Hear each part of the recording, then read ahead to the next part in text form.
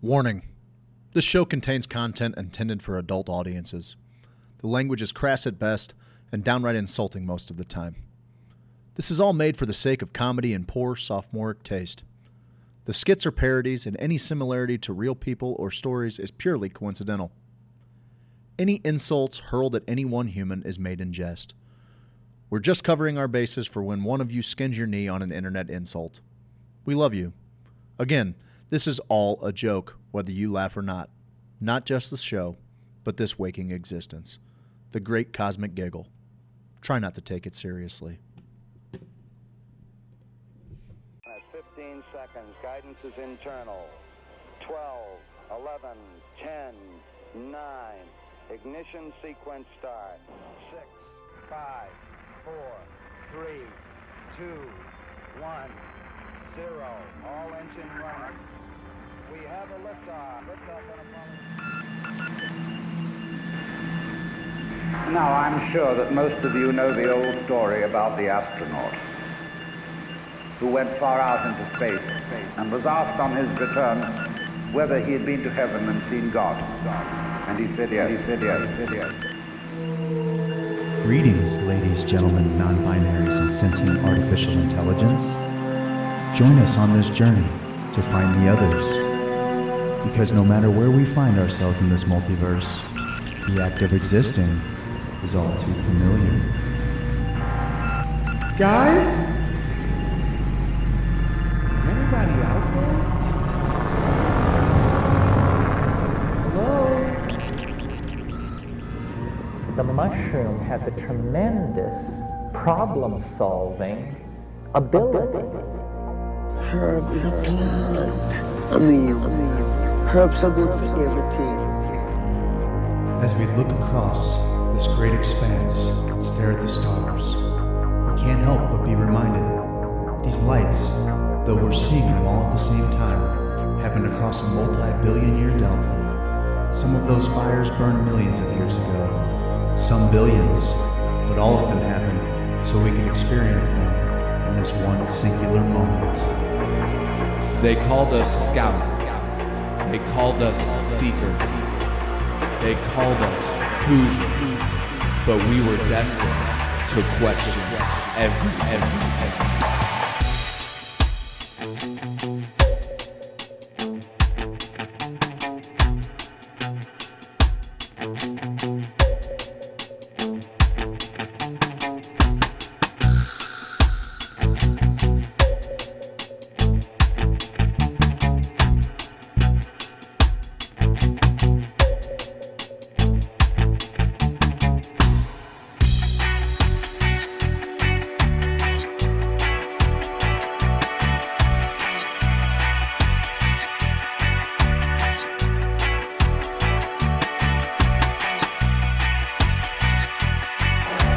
I don't know about you, but as for me, the question has already been answered.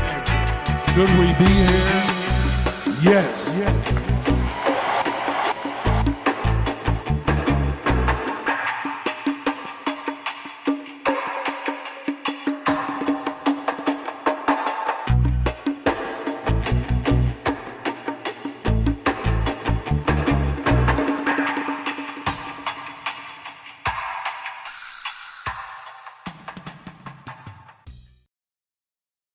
It's the Hoosier Sophisticate Show. Question all the things that you know. Steve likes the weed. Tell you about DMT. The Hoosier Sophisticate Show. The Hoosier Sophisticate Show. Hoosiers with the dream. Sophisticated blasphemy. It's the Hoosier Sophisticate Show. Question all the things that you know. So let's set our minds free for the singularity.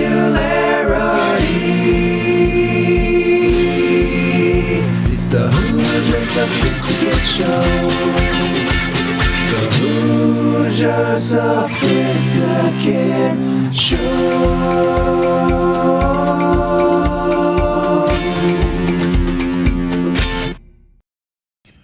Welcome, ladies, gentlemen, non-binary, sentient artificial intelligence, flora and fauna alike, to the Hoosier Sophisticate end of the year show. It's been a crazy wild year. 2020 has it? I've got a lot of things. I can't wait till the calendar flips and everything changes. That's how it works, man. Because that's how life works. That's how life works, man. You get to be a certain age, everything falls into place. Things just start working out for you. You know, that's what we're doing. Sure, here, you grow up, you fucking get a little bit of money, you put it aside, Social Security coming your way, you're good, you're on easy street. Whoopsie, nope, it's Monday and it's time for a little reality check with Stephen Craig. Reality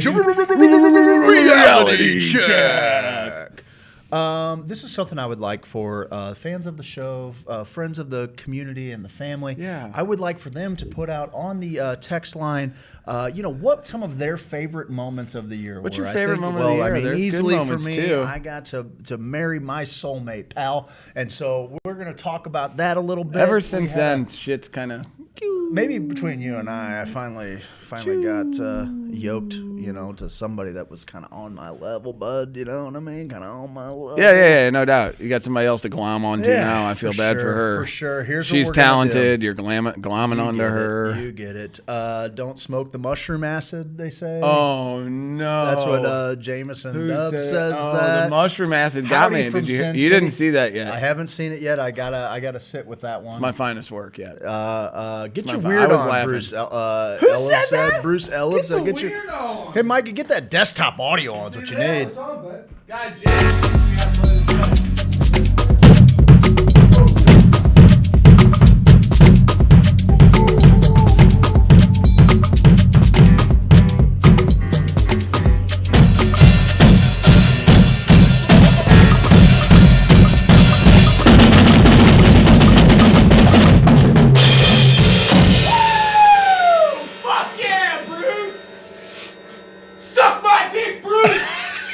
Okay, that's a little aggressive. Sorry, that was a little aggressive. Bruce fires me up. Bruce is in here firing me up. Jason's here. He's firing me up. You want to say hi to everybody? Hi, everybody. Love you, man. Hey, woo. Okay.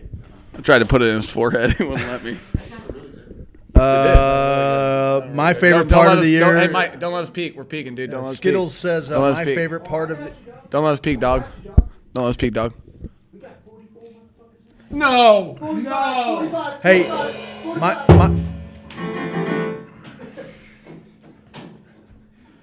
my favorite part of the year, says Skittles, was discovering you crazy motherfuckers exist.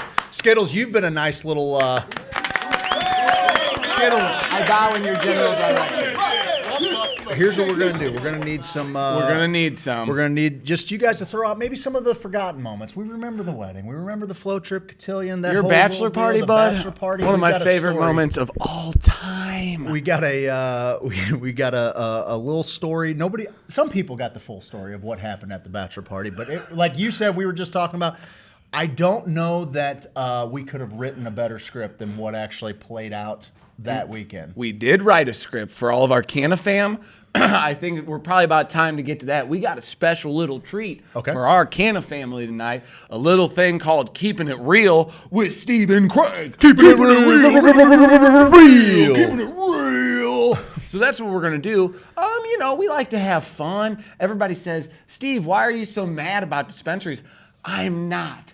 I am. I lied. I am. I'm totally mad about it. I'm a little upset, but I just want to be better myself, and I want to inspire others to be better. Is that wrong? It's not wrong. Is that wrong? You're not I wrong. challenge these people to be better because I know the people who love me most challenge me most. I was having a conversation with someone who came into Sweetleaf Festus the other day, and we got onto the subject of whether or not people could hurt your feelings.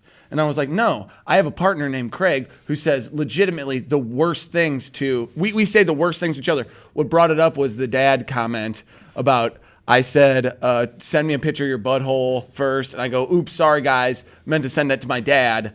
And Makate goes, dude, I already forwarded it to my dad. I knew that was a dad message when I saw a dad message. And I go, yeah, Craig forwarded it to his dad in heaven. And I told it to Jen. She's like, oh my God. Then I read your response, which I don't even know if we need to go into. But her response, after I said your response, because she's like, you're the devil. How could you say he's your best friend going? How dare you say that to him? And then I read your response to it on the text, and she just goes, and just kind of walked away defeated, like, no. So I was telling this lady, I was like, I don't know if there's much people can say to me that's that bad that I'm like, oh, my best friend tore me down and built me back up. Like, you'll never have any ability to do that to me. I don't care. I don't care enough about you to care about what you got to say, you know? But I don't know how we got on that topic, but I know that we are going to show a skit. We shot it today. Yeah. We got a sneak peek. A video was sent to us. It was leaked. A video was leaked to us, okay? Kind of, which I kind of want to get into the Nashville bombing thing a little bit later. I'm ignorant to it a little bit, but I mean, I know what's odd. going on, but there's some oddities. There's some oddities, but we were leaked footage, much like the leaked video footage, exactly like the leaked video footage of the Nashville bomb situation. Hearts and prayers. Hearts and prayers. Am I always supposed to say? Thoughts and prayers. That's what it is. So okay, we got a cannabis video. Yeah. We got a leaked video from one of the sales meetings of one of the premier luxury cannabis brands. Yeah. Here we do in the world, in the globe. Hey, Mikey. Kill that desktop. Do you want to show them? Are we going to show them right now? I think now's as Are you good a guys time ready as to see anything. this? For 'Cause anybody that's I seen have it. not seen this yet. This was leaked to us. I have not seen we this. figured we might want to watch it with our fans. That way we can all react to it. We can all together. react to it. Okay, we can all react to this video. This is sneaked footage. I don't know if we're going to get in trouble for this. For Maybe. Showing behind the scenes stuff. Maybe. So share it with your friends right now. Anyone in the cannabis industry. It could be about them. I don't know. I don't know who's Couldn't tell on you. this.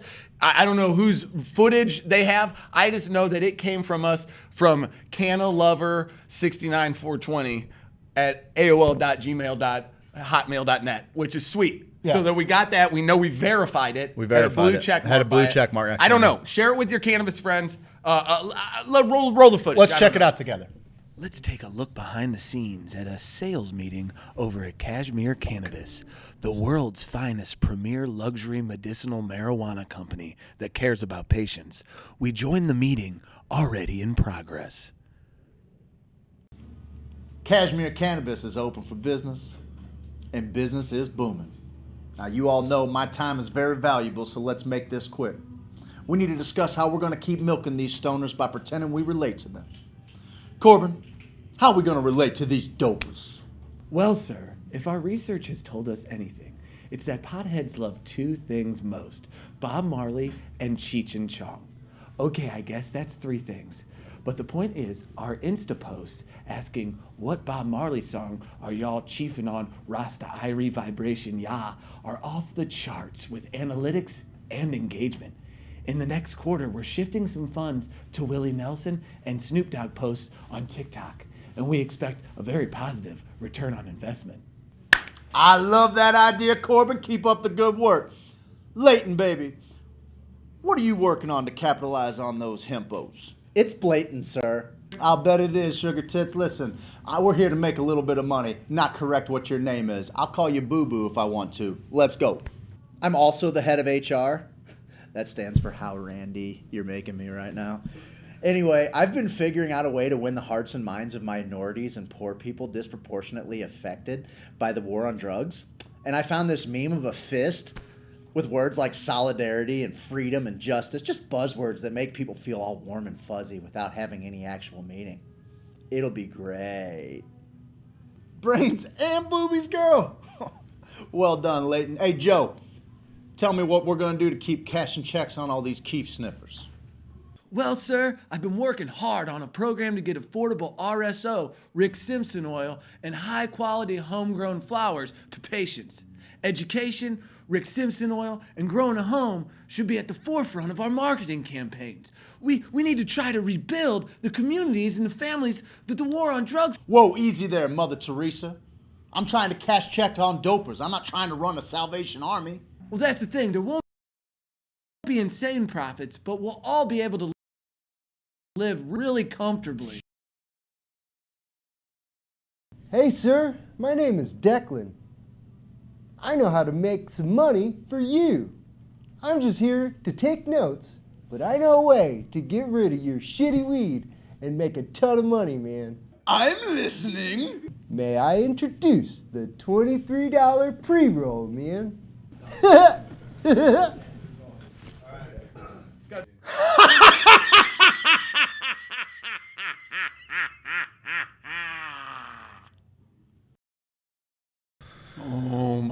God. It's as bad as we thought it was. It's as bad. Come on, guy. Come on, guy. Quiet on set! Come on, guy.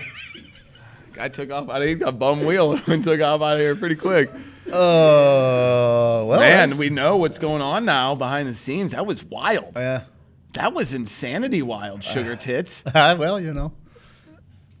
Oh, damn, dude. Oh, dang, dude. It's getting crazy tonight.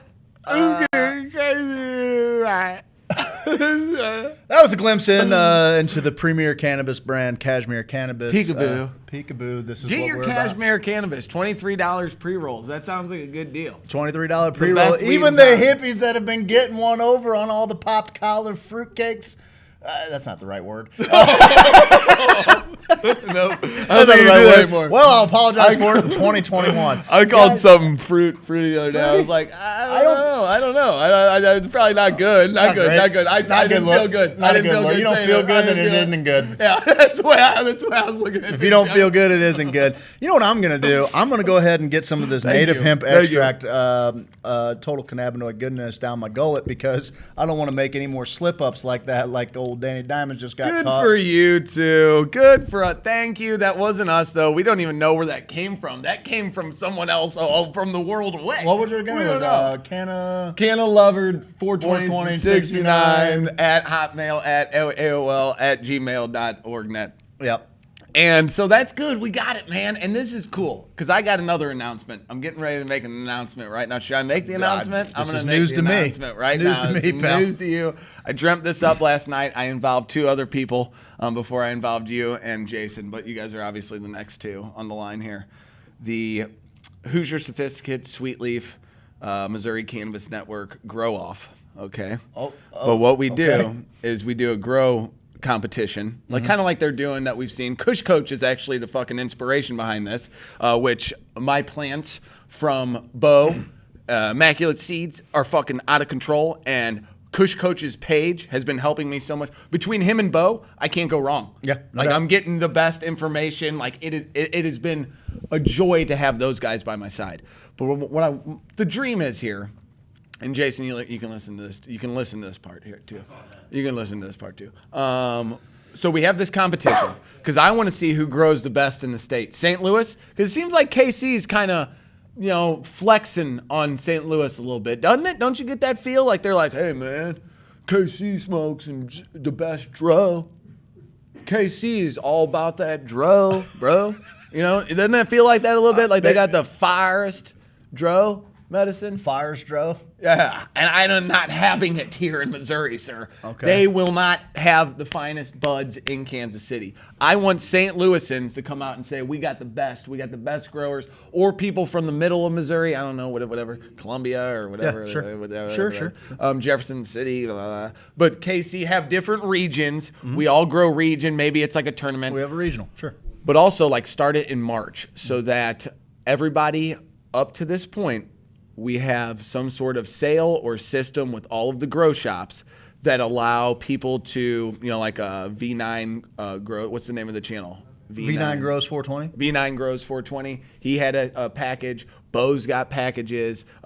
We can be hooked up with people who are in the know now. Jason knows how to friggin' piece together a thing for you so that we'll say, okay, you got 3 months to get all your materials together. And then the buy-in is $50, whatever we can get for the seeds. Then you have, let's say 100, 500 people in Missouri, all having their setups ready. We all get ready about the same time, and we say, okay, go on this day. That way, all these people who are, if I was a first-timer and I had 100 people to lean on who were growing the exact same seed in similar conditions, doing the same things, and us all using that one singular moment to be able to gain an insane amount of knowledge, because there's so much knowledge out there, it's not fine-tuned. It's hard to find what is going on in my garden. Mine are this 3 weeks into flowering. Well, these are 3 weeks and 5 days, and they look different. Well, this guy was using hydro. Well, he's using the same light, but he's using different nutrients. Okay, well, this guy's doing this differently. Oh, but he's growing a different strain, and that cultivar. That cultivar actually. Nice catch. Yeah, that cultivar grows wide and bushy and is better for these degrees. okay, well, let's get us all the same seed. Kind of like, like I said, the Canifest was an inspiration. What Bo's been getting into was an inspiration, what he had going here, because I think that's where he had something going before COVID. So I was thinking, forget, we can do it without COVID. Everybody grows their own, and we use the Discord server, Facebook while we still can, Twitch, whatever we can to communicate with each other and say, okay, we're all at day 7. We're all at day 23. We're all at day 47. Like maybe some people used a 2-gallon pot. Maybe some people used a 4-gallon pot. Those can all be differences, but at least we're seeing the same type of genetics go throughout. So my first question was, how hard is that to make that happen? Okay. How hard is it to get that many seeds of the same? I think we could probably source genetics fairly simply. And I've heard so many good things about Brother Mendel. It sounds like He's from Missouri, Coach even isn't he? said Brother Mendel would probably be in on it. I believe Brother Mendel is from Missouri. Yeah. I don't want to speak out of turn, but I believe that to be true. I'll cover the seeds for each person. Let me know. Holy crap. Okay. I've learned so much already from you guys. Thank you. Grow the fuck up, Missouri. Bushy. Bushy. Wide. Okay, Michael Brooker, we get it. Wide, bushy. Boom phrasing. Oh, okay. I'll take that. Skittles said something along the line that the weed he gets in Nashville is the bomb. Perfect. Too soon? Perfect. No, I got some weird stuff about that. Ooh, Travis Spade's on here. I like. He did. He actually offered to build an app function for people to vote on in this particular cannabis endeavor. Dude, I used to freaking jam out. He had this song that I forget the name of off the top of my head, but ooh, man, he's a rapper. Yeah, they bring it. Yeah. It's just one guy. So, well, there's a bunch of them on his little label. Yeah, I believe so. Yeah, it is just one guy. He's just one guy. He wants to feature us on there. That's a Bro bad Mendel move. is Bad from move. Missouri. Solid dude, yeah. And then have a test off contest for the growers' products, like a mac and cheese taste off with ticket holders who get to sample the products and vote. Ooh, that's what I was thinking. How do we do We this can at do the that end legally, too? yeah. Where we say, okay, all of the tested buds, medicine, goes into a program that fucking is medicine. I don't know if you have to say, okay, I don't think you could do it legally now to get it to from all of these growers to patients, and that's a problem. We should be able to put on an event like this, grow as much medicine as we can, Coach. be tested, and then say, yeah, no, it's good for, or say everybody has to get their cultivator's license or whatever, and get it more open to where, yeah, if you're a patient and someone is a caregiver, they can gift you medicine. They can. That's how it should be. That's what we're looking towards now. That is what we need to do with the rec bill.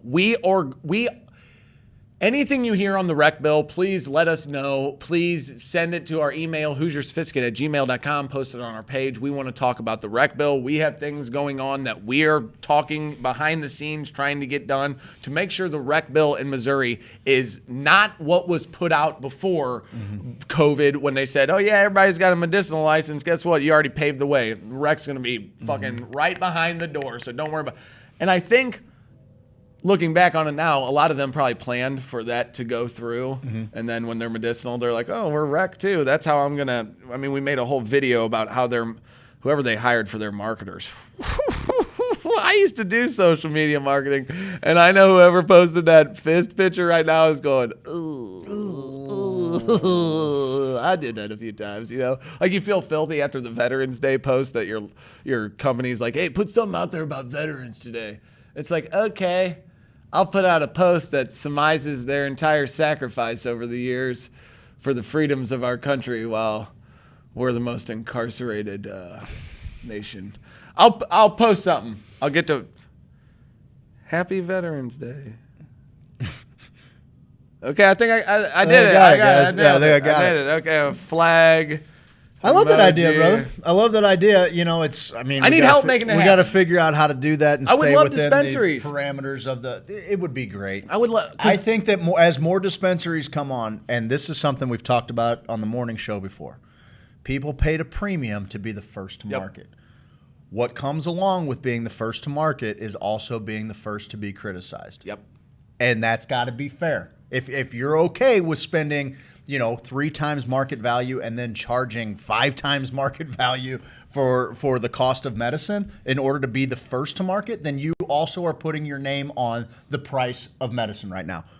Supply and demand, be damned. That is a real thing that we all have to deal with, okay? This is how much the supply costs. This is how much people are buying it. This is how much we're charging. Fine, great. There's only so many cultivators online right now, and there's only so many dispensaries selling it. However, you are not above reproach. You're not above people being able to say, hey, this is not how much this should cost. And I mean, I'll give Missouri this 4% tax. Like people that are used to buying in Illinois, they're like, 4% tax is a lot better. But I'm not even getting to the tax part yet. I'm talking about the retail price. There have been grumblings. There have been dispensaries that say they wanted to charge X amount of dollars for the pre-roll. The manufacturer that made the pre-roll said absolutely not. You have to charge MSRP. They wanted $23 per pre-roll. I think they caved for $20 a pre-roll, which makes me gag. It does. It makes me gag. It's a silly thing to hang your hat on. So that's the deal. I mean, you're not above being criticized for having expensive medicine, even if that's how expensive it was from you. Guess what? Make all those cultivators eat shit. That's where I'm at right now. There's few enough dispensaries that you guys can all get together, and there can actually be a little bit of table talk. And you guess who? There's only, I think, one vertically integrated company online right now, maybe 2. There's not very many that got licenses vertically anyway. So they are depending on these other dispensaries that are on board right now that are up and live to buy their medicine. Let them eat that shit. Yeah, if they're selling shitty, dry, moldy weed, guess what? Eat it, motherfucker. I don't know what to tell you. You want to do a weed review? You want to be the first? You want to switch right over to one right fucking now? You want to fucking do it right now? Because we fucking got one right now. We're talking weed right now. Are we ready to do a weed review? You want to do that? All right, listen. Let's fucking do this. We've got a guy who he infiltrated the system. He infiltrated the system, which means he stood in line for an hour. Yeah. And was there any line? Well, we're gonna ask. We'll ask you. We'll ask you. I'll tell you what. You want me to bounce out of here? You want to talk to Mike? You sure? No, hell no. You stay. You guys talk the weed. You guys welcome Mike to the stage. I'm going to get back behind the ones and twos. Well, here's the deal. Dispensaries are now open in Missouri. And hooray, hooray, hooray, we're having a great time. I have yet to go to one just because simply I don't have the $70 it takes to buy an eighth. I really thought immediately I would be doing reviews for people, but I can't do it. So Mike took up a donation plate. You don't want to know the unspeakable things he had to do to get that $70, but medicine's medicine. So I'll let him get into all that. But Mike, we're gonna get a review here. Mike, where did you go? What did you get? What did you do? Okay, so you're a medical card holder. We're medical. So I have my medical card, and when I went there, I used the card that I printed off of DHSS, and it was the incorrect one. It was the step right before you get. It's a little card, 1x3, would you say? Like sure, yeah. Inch, something like that. Anyways, they help you and they take you through the process of, yes, that's it right there. They help you and take you through the process. It's slightly bigger than and it took credit maybe card. 2.5 minutes. I was in line for probably 15. There were 2 people in front of me and 2 people inside. Because of the whole pandemic and everything, they were spaced apart, whatever. So, N Bliss is the place that I went. Where is that? That is out in Manchester. I'd say Baldwin. Okay. Right before 141. Okay. Yeah, right before 141 if you're going westbound. Soul House Archimedes is the distributor to N Bliss, and when I got it, I tell you what, it still looks beautiful. It's almost like it was frozen in time, kind of like a McDonald's burger and like a medium fry. You know how it lasts forever? That's exactly what this looks like. What's the expiration date? 1 year. 12/15/21. 1 year. I couldn't believe it. I was like, oh my God. You got a year? Okay, so let's take a look at this stuff. So right you're here. well within, real quick, guys, Mike, they say that the expiration date is December of 2021, correct? So that's 1 year. December 15th of December 15th 2021. of 2021. Has no smell. So it should be plenty fresh. I mean, you're still within a month, and this is something that's supposed to be good for a year, according to their label. Yes. Okay. It smells like hay. some very good oregano, I would say. I would I use can that. smell I this would use plastic that. bin Yeah, as I do much. smell the plastic. What we have here is a good-looking bud, but it's crispy. It's crunchy. It almost wants to fall apart in my hands. Like, okay, Oops. Okay, it doesn't look bad. That's what happened. Can I so, not touch that? I'm not sure, but I wouldn't. Okay. Let's dump out another big nug. So here you go. We'll just dump out a little bit right here. Dump it on the paper. There we go. Okay. It doesn't look so, bad. I was shiny. really excited. Here, hold on. I want to see it a little when better. I got it. Pick that up, Mikey. There you go. Here, Hold on, bud, I'm using his body to move it around because that's logical. Did you happen to weigh it? It did weigh right on. It did? Okay. Yeah. I mean, he waited there. Oh, he did? Yeah. Okay, so can you smell it before you buy it? Yes. You can smell it before you buy it? Yes. Did it have a smell? He had it like within 2 inches of my face. So I was like, I still, there was a lot there though. You know what I'm saying? So I don't know. When I got in the car, it was okay. There was a smell, but not this. This is horrible. We'll go ahead and I'll give this a try. That's what I'm going to do right now and see what we're looking at. Okay. Do a little breaky. I'm gonna zoom in on you here, Mikey. All right, bud. It does not look terrible. It doesn't. It really doesn't. It looks great. Any stickiness to your hands or anything? No, not at all. It's actually just it rolls right off. I can't touch it. I know. I only smoke CBD. I'm gonna transition over once you hold it up here. I want to see what we're dealing with. Okay, so it's got some hairs in there. It's looking pretty nice. It's got some crystallization going on. I don't know if anyone can see that. Maybe I get it out of view. You're good. Okay. All right, we'll go back to it. So it appears to look very good.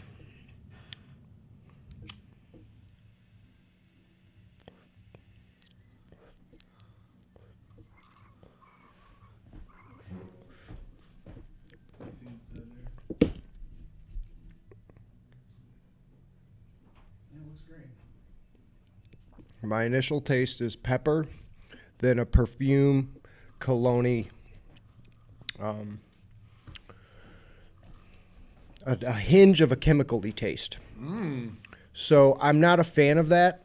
That's not my cup of tea. I'm more of a fruity, green or piney kind of guy. It doesn't really give me a punch of any kind. I don't. What kind is that? This is called Yeti Glue. It is 3.5 grams. They call a THCA percent of 19.95. I learned earlier that's kind of like a form of decarbing when you put the lighter on the marijuana is what they're calling this. I don't buy it. It tastes really bad the more and more I sit here and like try to deal and swallow. It's really bad in my.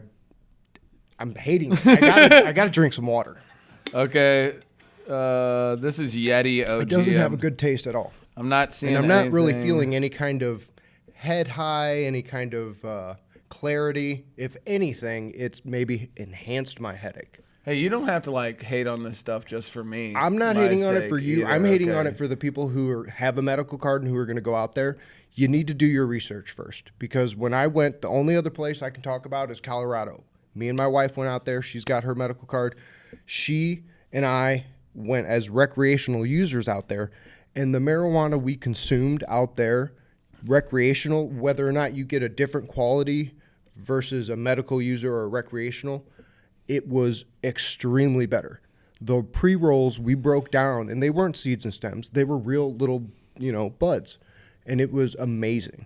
The shit here that I've gotten one time, I am willing to look at other people's stuff, but I refuse to buy from another dispensary here in Missouri.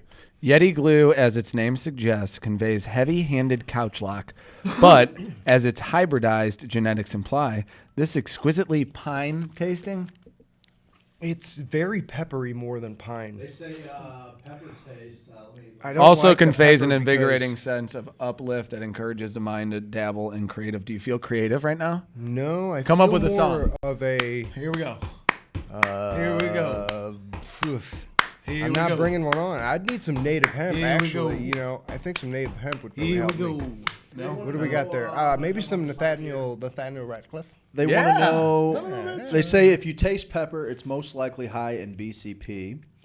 They'd like to know what you paid for that. That was $60 for 3.5 grams. With tax? With tax, I think it might have been $4 or $5 added onto that. I can't be quite sure. I know it wasn't more than, $10. Okay, and did you get anything else? I got a little dugout for myself. I treated myself.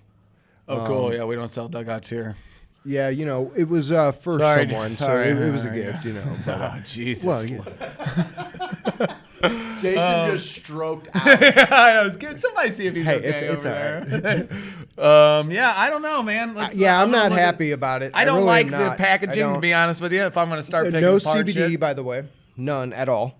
If I'm paying $65 out the door, no, I better open the jar and it better be some of the loudest shit I've ever smelled in my life. I am telling you, we could smell it in Colorado. It looks before keefy. we opened the container. We could smell it, and it came in actually a better container that was sealed better. I'm gonna tell you, it looks keefy. It does. It looks great. Don't get me wrong. Oh, they do. Just so in case you didn't know. And again, this is nothing against Endbliss because they didn't provide the actual growing process. It's really the distributors who gave it out to them. That's how I'm looking at it. Honestly, they're just a. We're gonna scare people with your fucking fingers, bud. What's the deal? Oh damn! Working man fingers. Did it get you high? No, honestly, no. I'm ready to smoke some, go back to Colorado. Smoke some homegrown? Well, yeah, smoke some right. K2. Mike, is there hand No, that's about it, man. It's going to be cold this week and rain. That's about it. That's all I'm going to tell you. That's a little transition to the weather. Yeah. It's weird that Yeti Glue has yet to be named, and we toured Soul House, and we have talked to people who knew their situation, their growers that I feel comfortable in their assessments of situation. And when we saw their grow, they also got a tour, and they said, you are going to have crappy weed. You're growing autoflowers at this time out of the year. You guys don't really know what you're doing. We're good. We're probably not going to do that. Okay, so then Soul House has always kind of had a shitty taste in my mouth, not even from their weed. So personally, that's where my beliefs are. I went and saw the people, got to know the people, didn't fucking vibe. That's just me. If you fucking want Soul House weed from Endbliss, please do it all day long. I don't care. We have been picking apart the web pages and the social medias of all these dispensaries. I just challenge all of them after hearing this and seeing all this stuff. You're not far away from it being real good. Soul House, I don't want to be your enemy. I want to work together to for sure make things happen for patients. Our first and foremost thing is getting RSO. Let's see if we can mash this down to some RSO, get some medicine, first front line of medicine. If our program isn't touting RSO at the very forefront, it is a fucking farce. You can take your old hickory floors and your beautiful lighting sconces and shove them up your butthole, okay? Because right now, if we're not always talking about getting RSO to patients, our medicinal program is just a joke. It's just a way for people to manipulate a cannabis system because they know there are cannabis users out there and they're gonna say, well, they're gonna fucking buy it no matter what we do. Just fucking freeze dry this shit and give it to the next guy who comes around, and we'll just pass the buck because it ain't our fucking problem. It ain't our problem. So I challenge everyone in the Missouri cannabis community. This ain't perfect. We're not perfect. I'm not perfect. You're not perfect. But if I can change, and if you can change, we can all change. Rocky IV, thank you. So we'll get this stuff cleaned up, maybe go to break real quick, come back with our favorite moments of the year. What do you think, bud? They had no edibles either.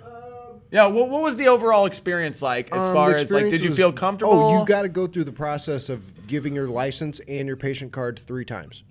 Oh, that kind of sucks. It still kind of once feel when like you get there, icky. once through the door, and then once when you buy. Well, you don't want a baby coming in there getting through the first 2 checkpoints, and then the third checkpoint, the baby's like, oh, and fuck, it was very bare. I mean, they had a very small table like this for just pipes and fucking dugouts, and then another long table for buds, and then everything else was just signs. And I heard the guy. It was just signs.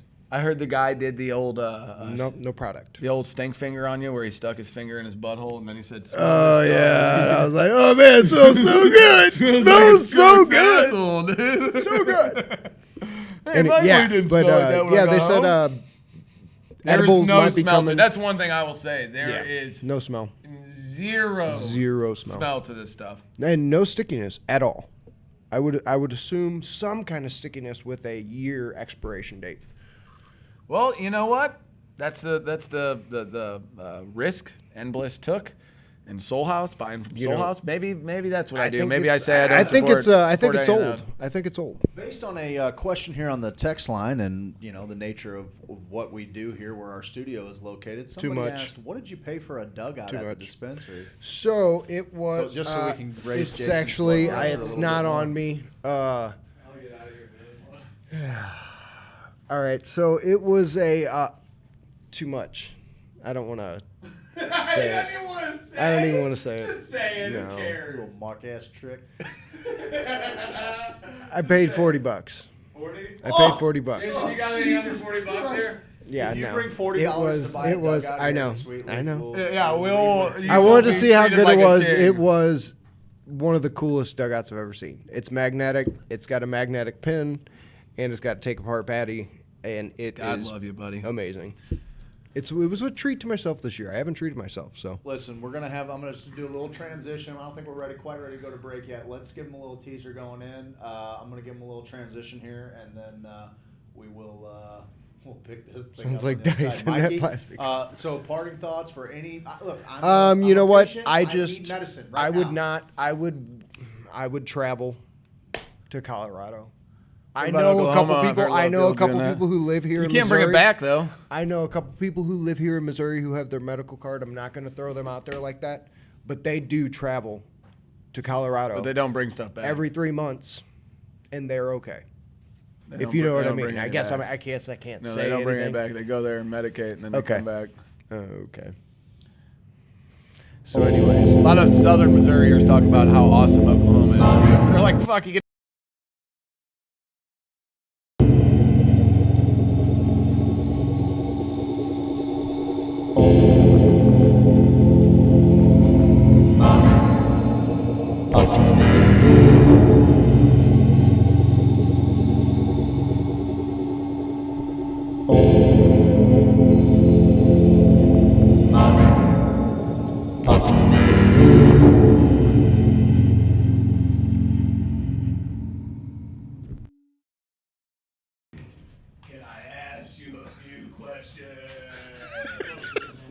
Well, Mikey, I feel like what was that one? Yeah, I do.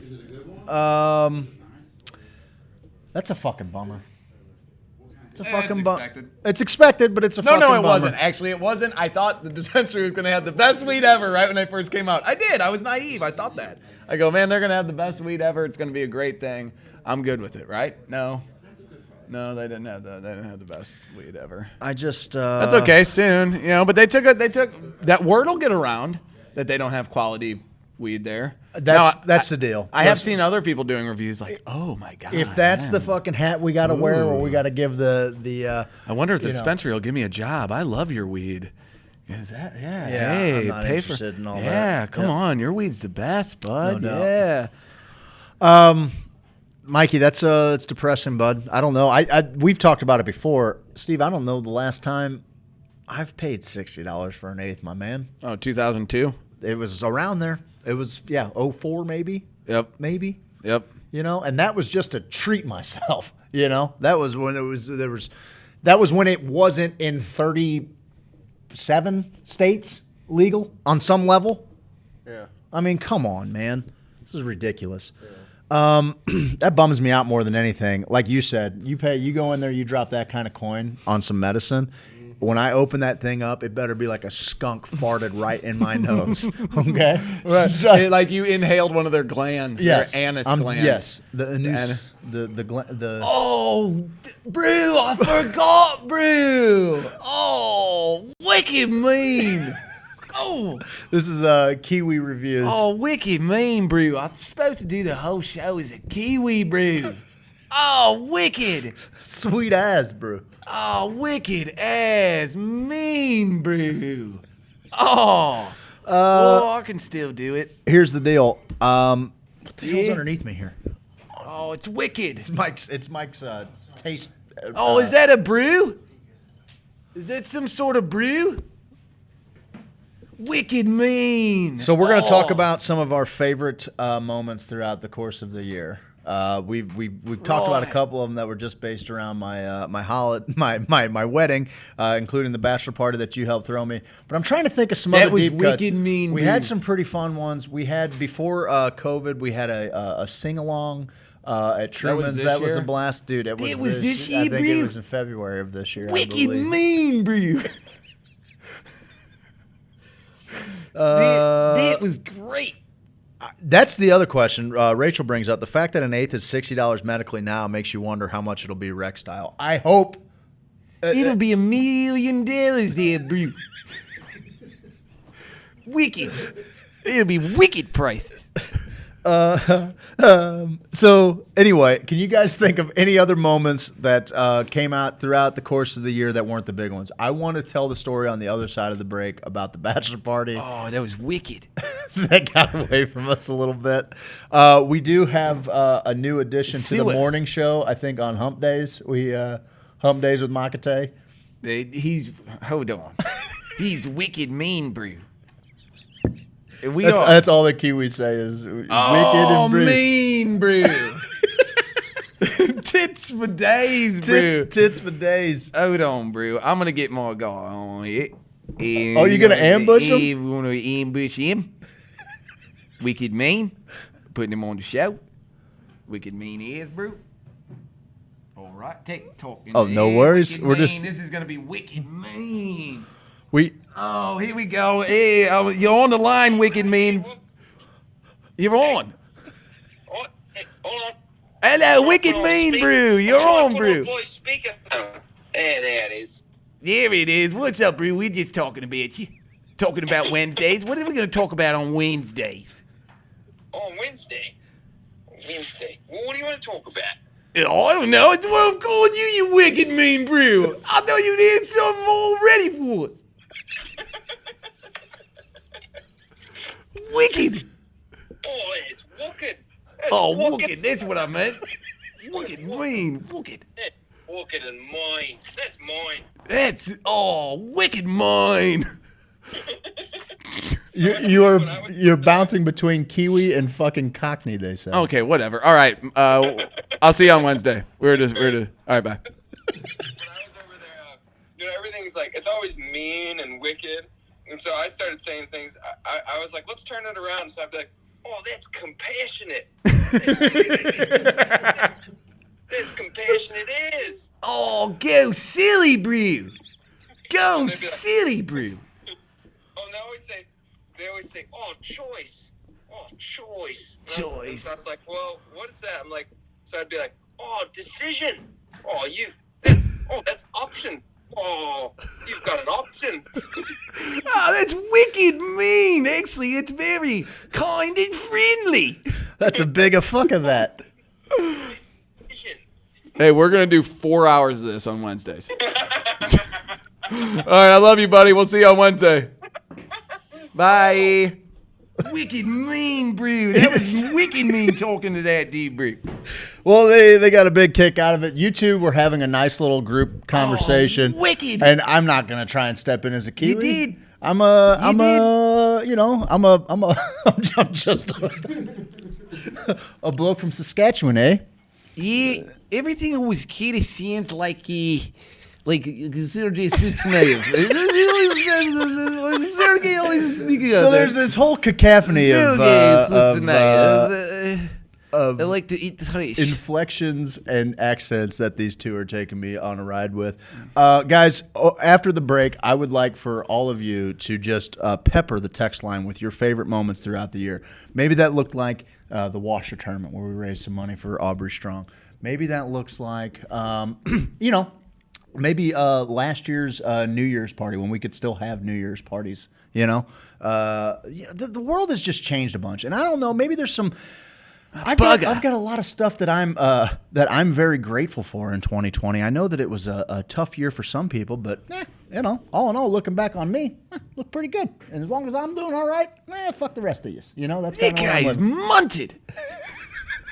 You look at I crashed my car and it's munted. So while we're going to go to break, these are our sponsors. We already talked to you about Native Hemp Extract. They make the greatest total cannabinoid hemp extract product I've ever taken. When I drop it down the gullet, it's choice.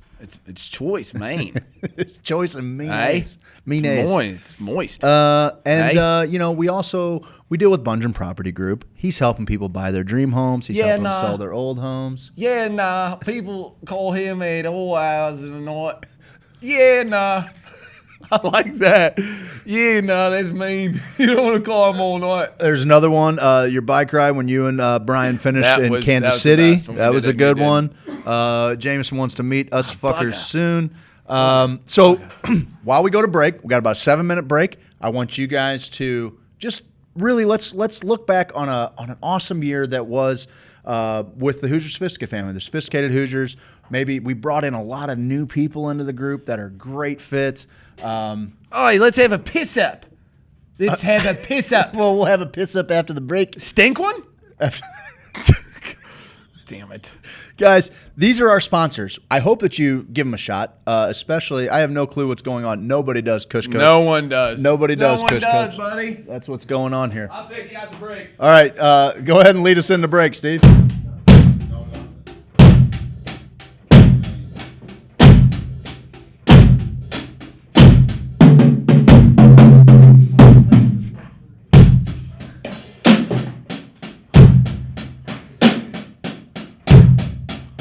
You guys are great cult leaders. Well, we try to be.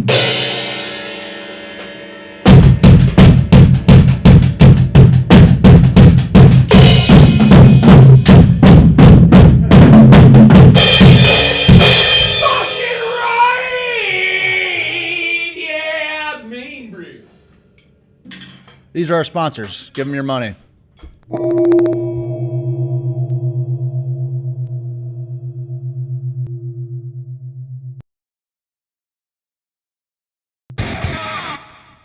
Oh, hey.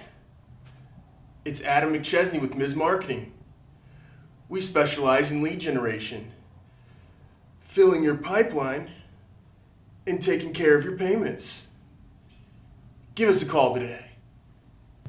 Adam from Ms. Marketing took me from 10 leads to 300 leads in a month, and I became the strongest boy in the schoolyard. He increased the revenue for my charter fishing business by 30% in 1 month. Ms. Marketing. What was that Facebook algorithm?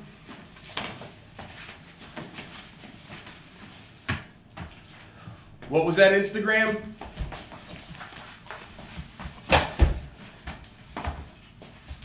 Ms. Marketing.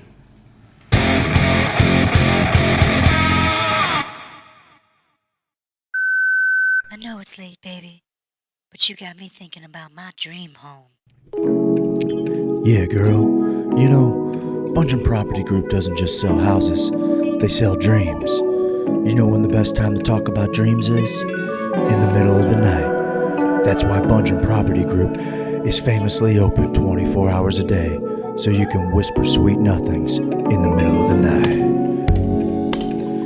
Oh yeah. Tell me all your dreams of white picket fences, in-ground pools, and I'll find them for you. In an area with a low crime rate, general proximity to nice parks, walking distance to the grocery store, easy access to the highways, a place where you can offer a quality education to your children, all while feeling safe in your front yard while they play. Let me talk that dream house talk to you. Let me be your dream realtor. Adam Bondred.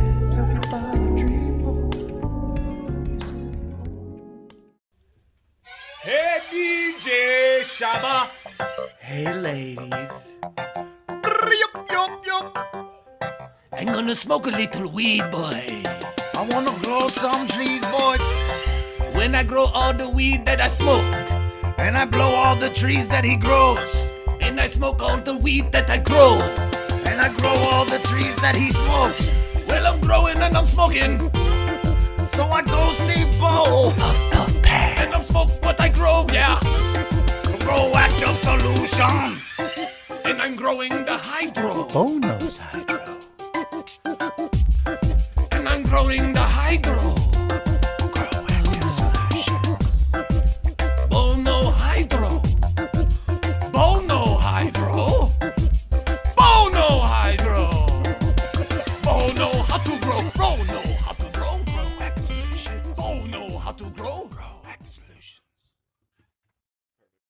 I'm an outlaw, check it and see. Wanted poster looking like me. Checking the swamp man for a pretty girl.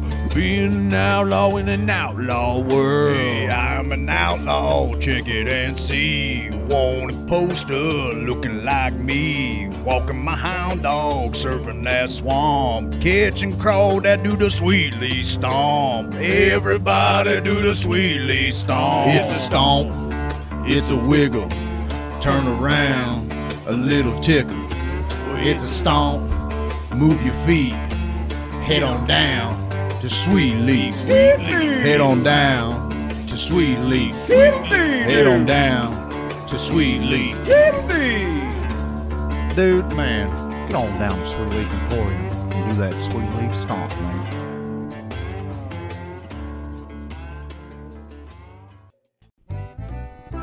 Hey guys, it's me, Kippy the Crazy Koala Bear, and I'm here to tell you about James Carlton Insurance. Kids, quiet down. It's the best. Kids, quiet down and listen to Kippy.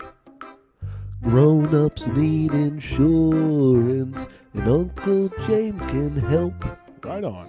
Grown-ups need insurance. He's got the best reviews on Yelp. Grown-ups need insurance if they want to protect their house. Yes, sir. Grown-ups need insurance if they want to properly bury a spouse. That's a bit morbid. Grown-ups need insurance if they drive a truck. Okay. Grown-ups need insurance just so they don't get... Whoa, Kippy, you can't... Well, I was just going to say cannot. get in trouble. Okay, well, it you sounded don't like you want were to going get to in trouble. sounded like you were going to say something else.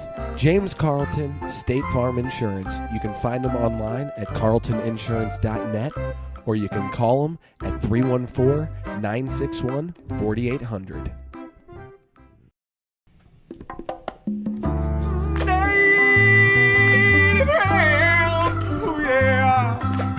Native hemp inside of me. Native hemp inside of me. Native hemp inside of me. Native hemp inside of me.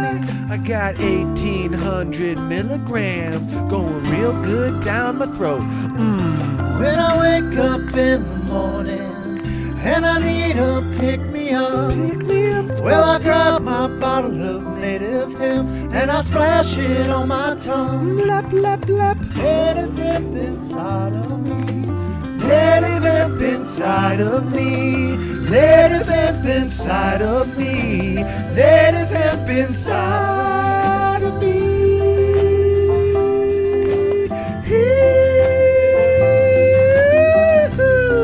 Native hemp extract, available at HoosierSophisticate.com. Enter code HOSO, H-O-S-O, at checkout for an additional 30% off.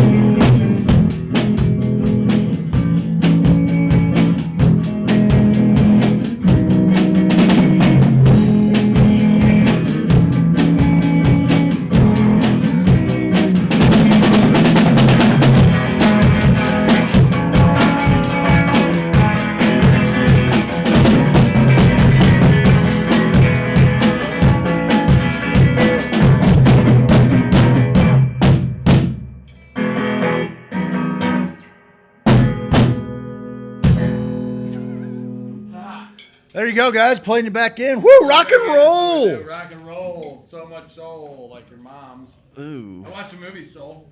You did? Well, we'll get to that in a little bit, won't we? All right.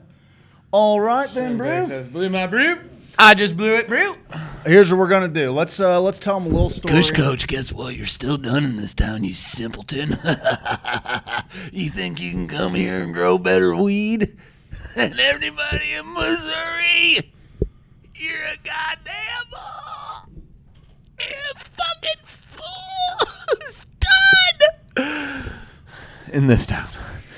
He's done in this town. Steve-O, lot of blood. A lot of blood in your head. Blood in my head. A lot of blood in your eyeballs. Hey, see this fucking guy? See this fool? Wait, hold on this side.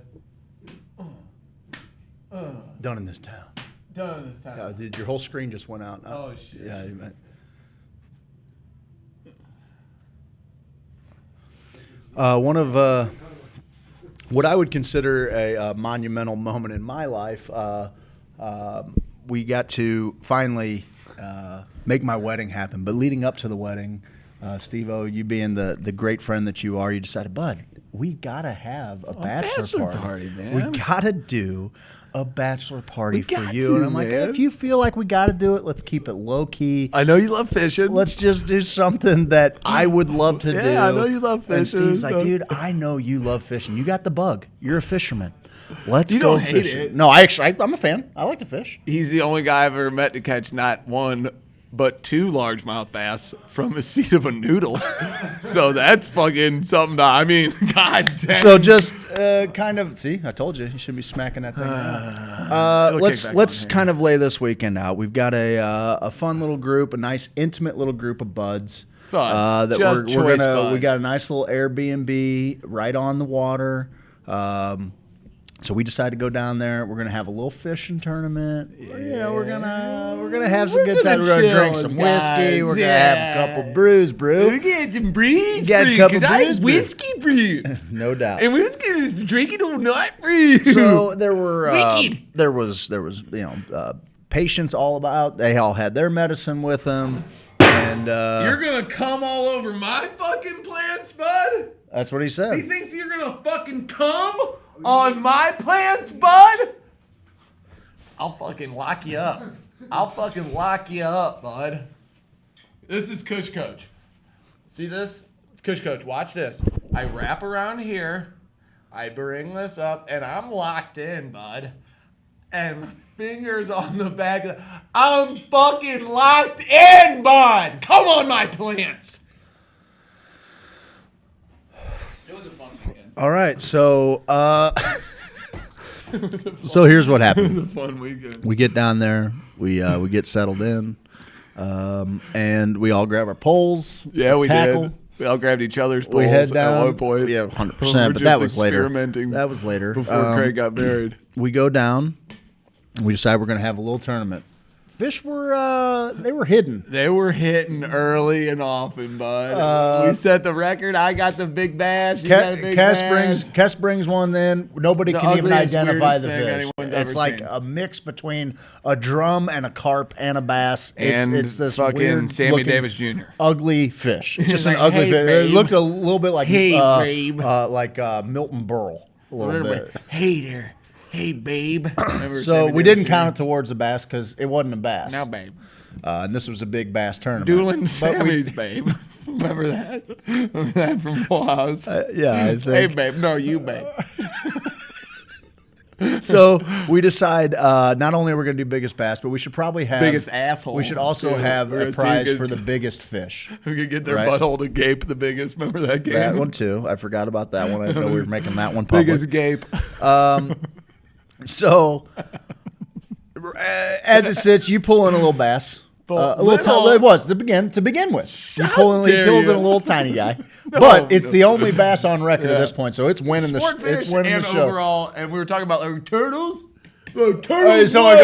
goes, and I said, "Turtles way, turtles way, bud." So turtles are in on the biggest catch. All animals. Count. And Catch so a beaver. Catch I a said, fucking beaver. I grabbed myself a noodle. I said, I am tired of fishing off this dock. I'm getting in this water. Get in the water. I'm swimming around a little bit, doing a little backstroke, having a good time. Somebody I said, "Hey, toss me a noodle." Toss me a noodle is what you They said. throw me a noodle. I ride this thing. I put it in between me. I'm sitting on this noodle. I said, "All right, hand me my pole out here."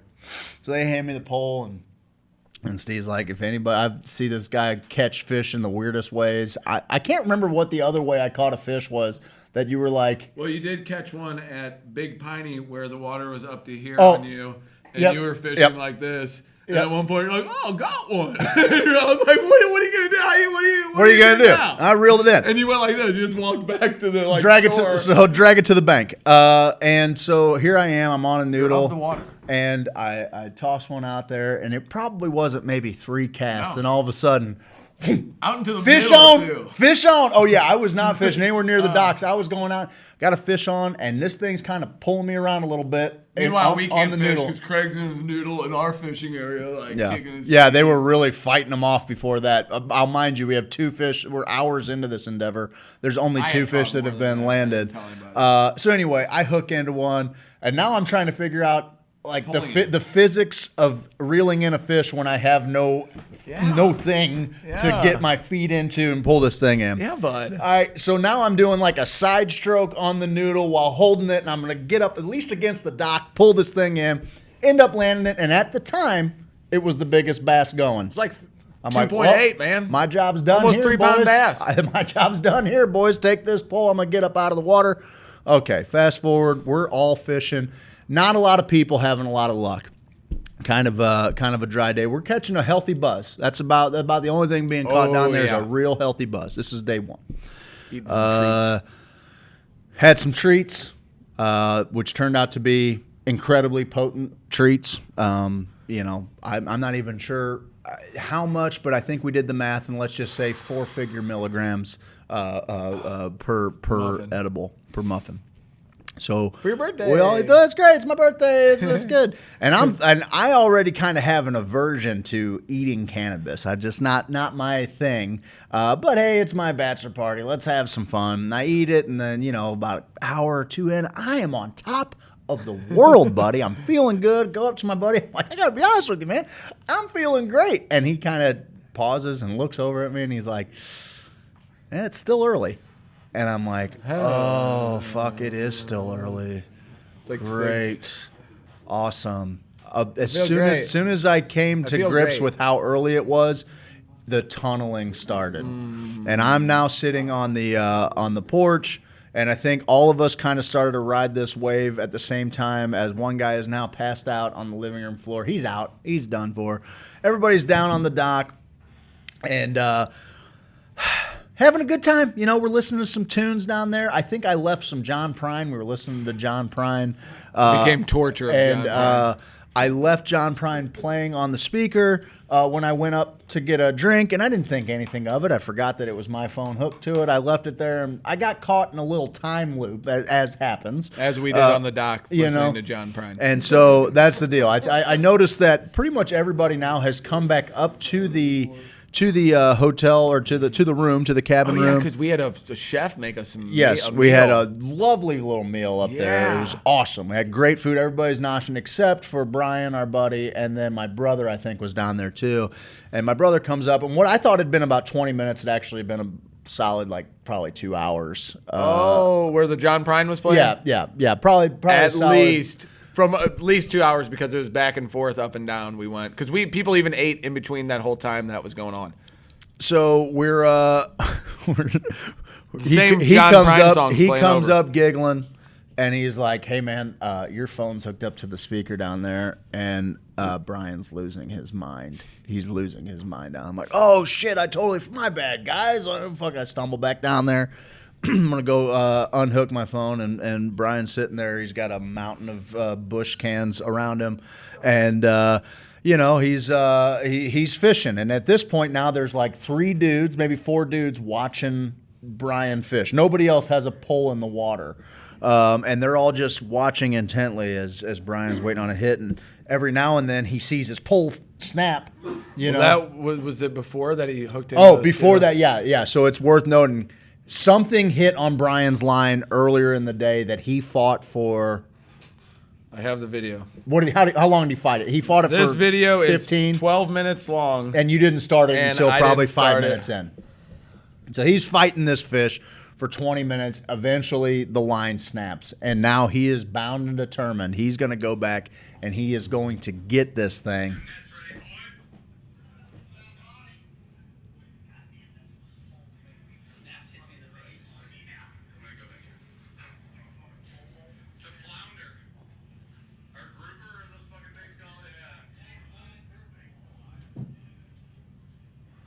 As you can see, we got a net ready. We're just going to do anything that we possibly can to land this freaking beast that Brian has hooked into. His reel is spinning.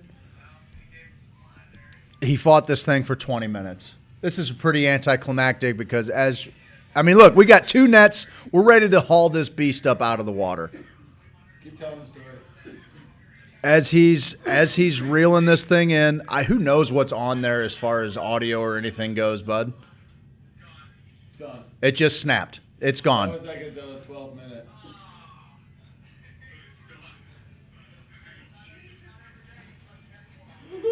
It's not every day you get to catch a log. The whole time I'm chiding him, bud. I'm giving him the business. Everybody's like, it's a big fish. I'm like, he snagged on a log, guys. Let's fucking. That was the first one. He hooked into it the second time, and it was shaking him all around. It was shaking his pole. So there was something down there, either a turtle or a catfish. Something big, and Mike had already caught the cat. And it was deep. It was probably. Oh shit! I mean, you could. 60? I was gonna say you could let out 60 feet of line and probably not be. Yeah, I mean, and it was a dock with a hole in the middle of it. Pretty cool stuff. Pretty neat little deal. So he loses that one. Line breaks. Second one, we're all same giving deal. him the business. He gets into it again. He's now bound and determined he's going to pull this monster out of the water. Fast forward, we're all now on a journey. We've eaten. He's down there. There are 4 people watching Brian fish. He is determined to get this thing.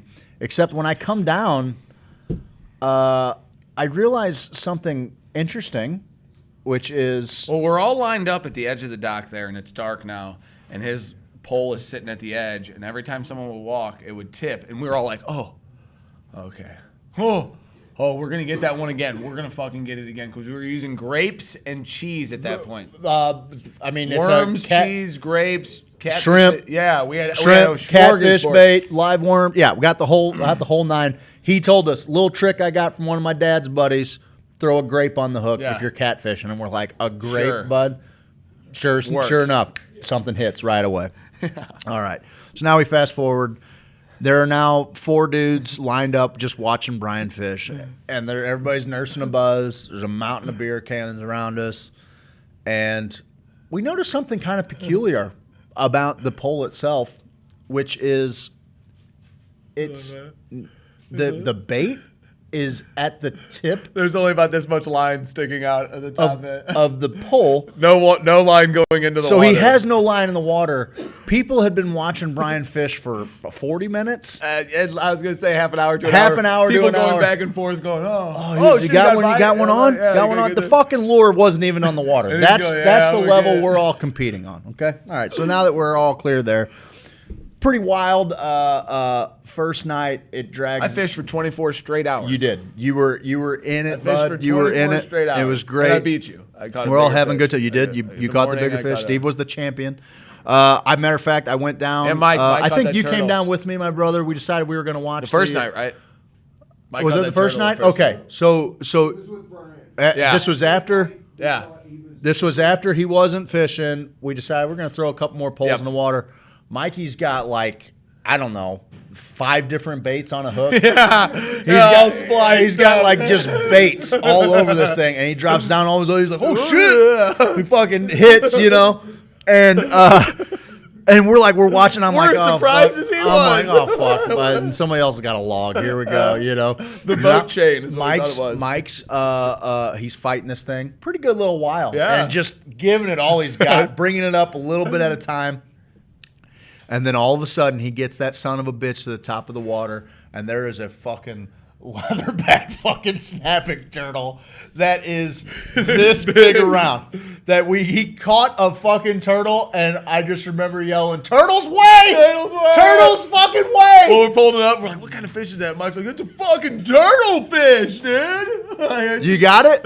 Put it in front of the camera. Keep getting closer to it. Hold it still.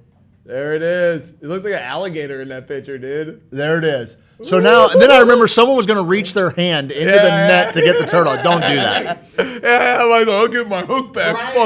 Fuck this stupid thing. Somebody goes, whack. So that leads into Great first night. Great first night. Awesome. We're having fun. I mean, everybody did pass out about 1, 2. Everybody was dead to the world. I put an egg in Brian's pocket. Did not break all night. No, and I mean, some of us were up for the long haul, pulled through the night. I remember my brother and I think you came down with us. That dock we in put the a morning. little speaker down on the dock. We're going to watch the sun come up over the lake.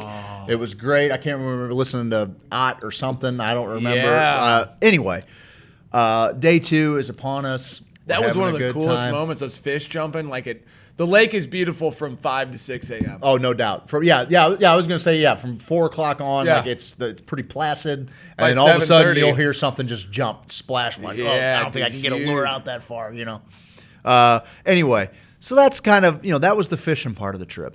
We're gonna fast forward next night. People are still down there fishing. I think it's you and Mikey down there fishing. Some of the people have already peeled off and headed home. At this point, not everybody was in for 2 nights. We didn't have enough beds. It bears noting that we kind of had issues with the plumbing all along. It was gurgling. It was just there had to be a pretty good amount of time in between people using the flushing in order for it to flush properly. Whatever, we're making do. We do what we can. We're trying not to use it as much as we can. At this point, you're still down there fishing. Mikey's down there fishing. This is the evening maybe of one night other 2. person. Night 2. I'm at this point. I'm pretty spent. I'm gonna go lie on the couch for a little bit. My brother's gonna pass out on the recliner. Brian picks up his guitar. He's just playing. I'm listening to Brian just jamming a little bit, and he's tapping his foot as he's playing. And as he's playing, he's tapping his foot. He's going along. I can't remember what he was. I don't know.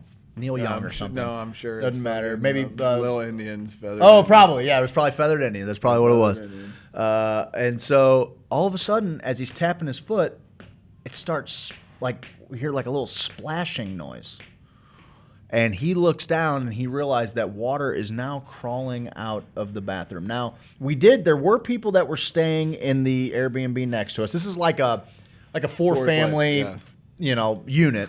And the people that were next to us, they were fine. They were on a little bit of a different jam than us the whole time. We've got, whatever. We got Grateful Dead playing up on we got Grateful Dead playing up on our deck. They're jamming out to some metal or something. It's fine. Everybody's cordial. Everything's cool. Well, day 2 in the morning, like they all just like blew out of there like real fast. And it was like hasty. It was very hastily. Everybody's moving out of there. No big deal. Don't think anything of it. I was like, they weren't they weren't like super friendly to begin with. Like they weren't, They said they were going to hang out the next day though. Yeah, they were gonna kick it. So fast forward back to where we were at. Brian's tapping, looks down. There's now water crawling out of the bathroom all over the first floor of the unit where he is sitting, and I'm on the couch still kind of in the safe zone, and my brother's on the recliner. As I see it happening, I'm like, ooh, I'm going to go get Steve to take care of this because he's the guy that's like kind of putting this whole thing together. He knows who the Airbnb people are. He's got the contact info. I'm going to go get Steve. Steve's like, yeah, man, I'll be up there in just a second. Another little cast. It's no big deal. Mike. At this point. Mike was the one who came down and goes, it's serious. And I was like, oh, shit, something is going on here. So the owner, I had to call the owner. You're calling the owner. And it was, they at sent this a lady. point, I've now picked up my shit. I'm going down to the dock.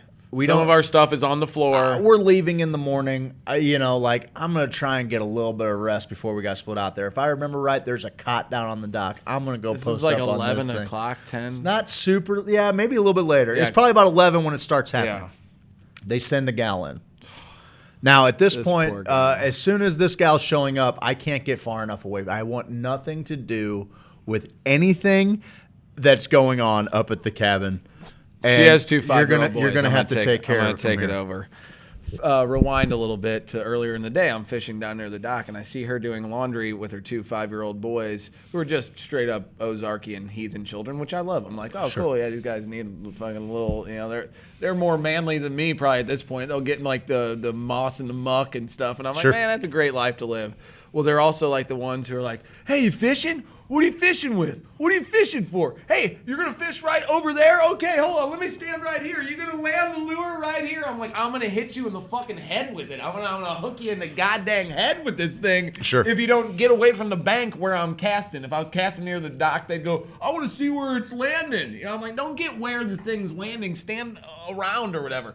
So I could already tell they were out of control. Sure. Children. Naturally. Whatever. I'm shooting a shit with these kids because I realize as a parent, this lady's doing laundry. She needs, if I can keep her kids occupied for 15 minutes while she throws a few loads in, well, by God, I've done my good deed for the day. Great.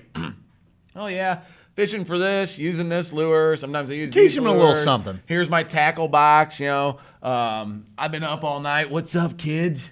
You guys want to see my van? So anyway, I was like just hanging out with them for a little bit, for a minute, and they leave. So that happened during the day, and I was like, woo, okay, that was kind of crazy. Well, who shows up to fix the toilet? Now I'm walking around looking for the septic and seeing kind of what's going on, because now I've made my way back up, and I'm like, oh, this is a big deal.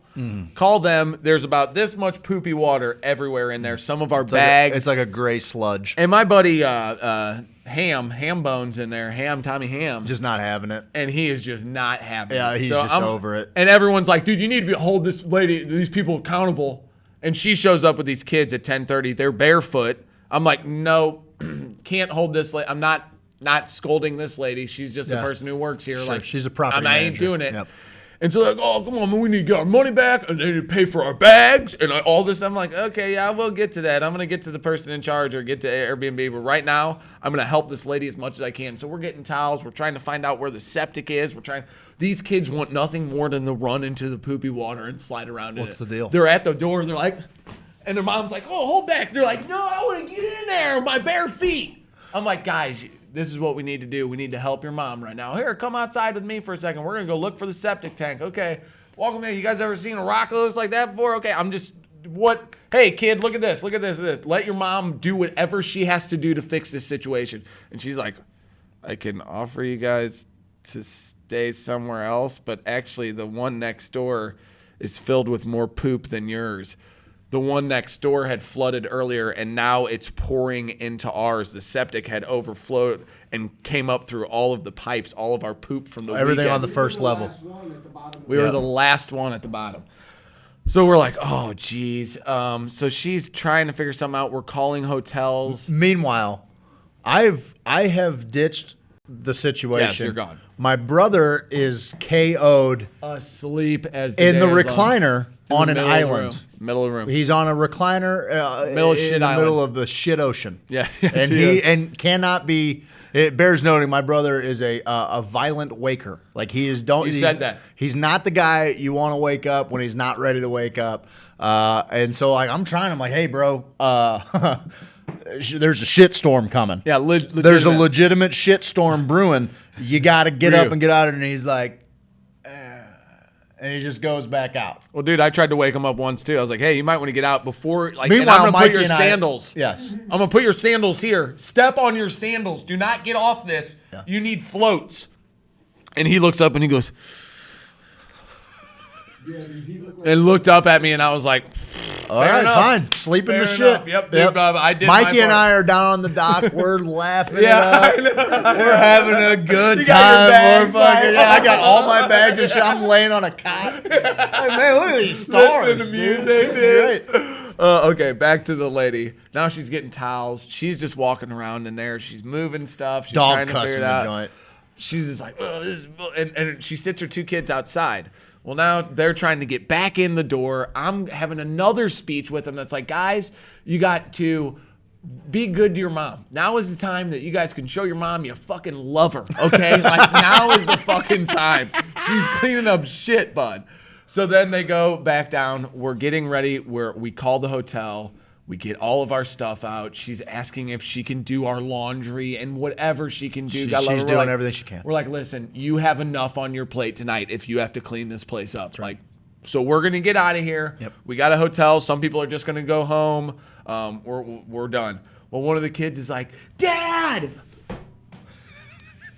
to me as we're leaving. He's like, don't leave, Dad. And all night she has been semi-mad about the poop. She's been holding them it together. running in. She's like, whoa, don't run into poop. Come on, kid. Oh my God, I can't believe I have to clean up all this poop. When this kid called me dad, she's like, how dare you? Do not embarrass me like that in front of 8 people. I'm sorry. I'm like, what are you sorry for? Raising a kid that thinks he can't show love to another human being and probably hasn't been showed love to by a positive male role model in his life?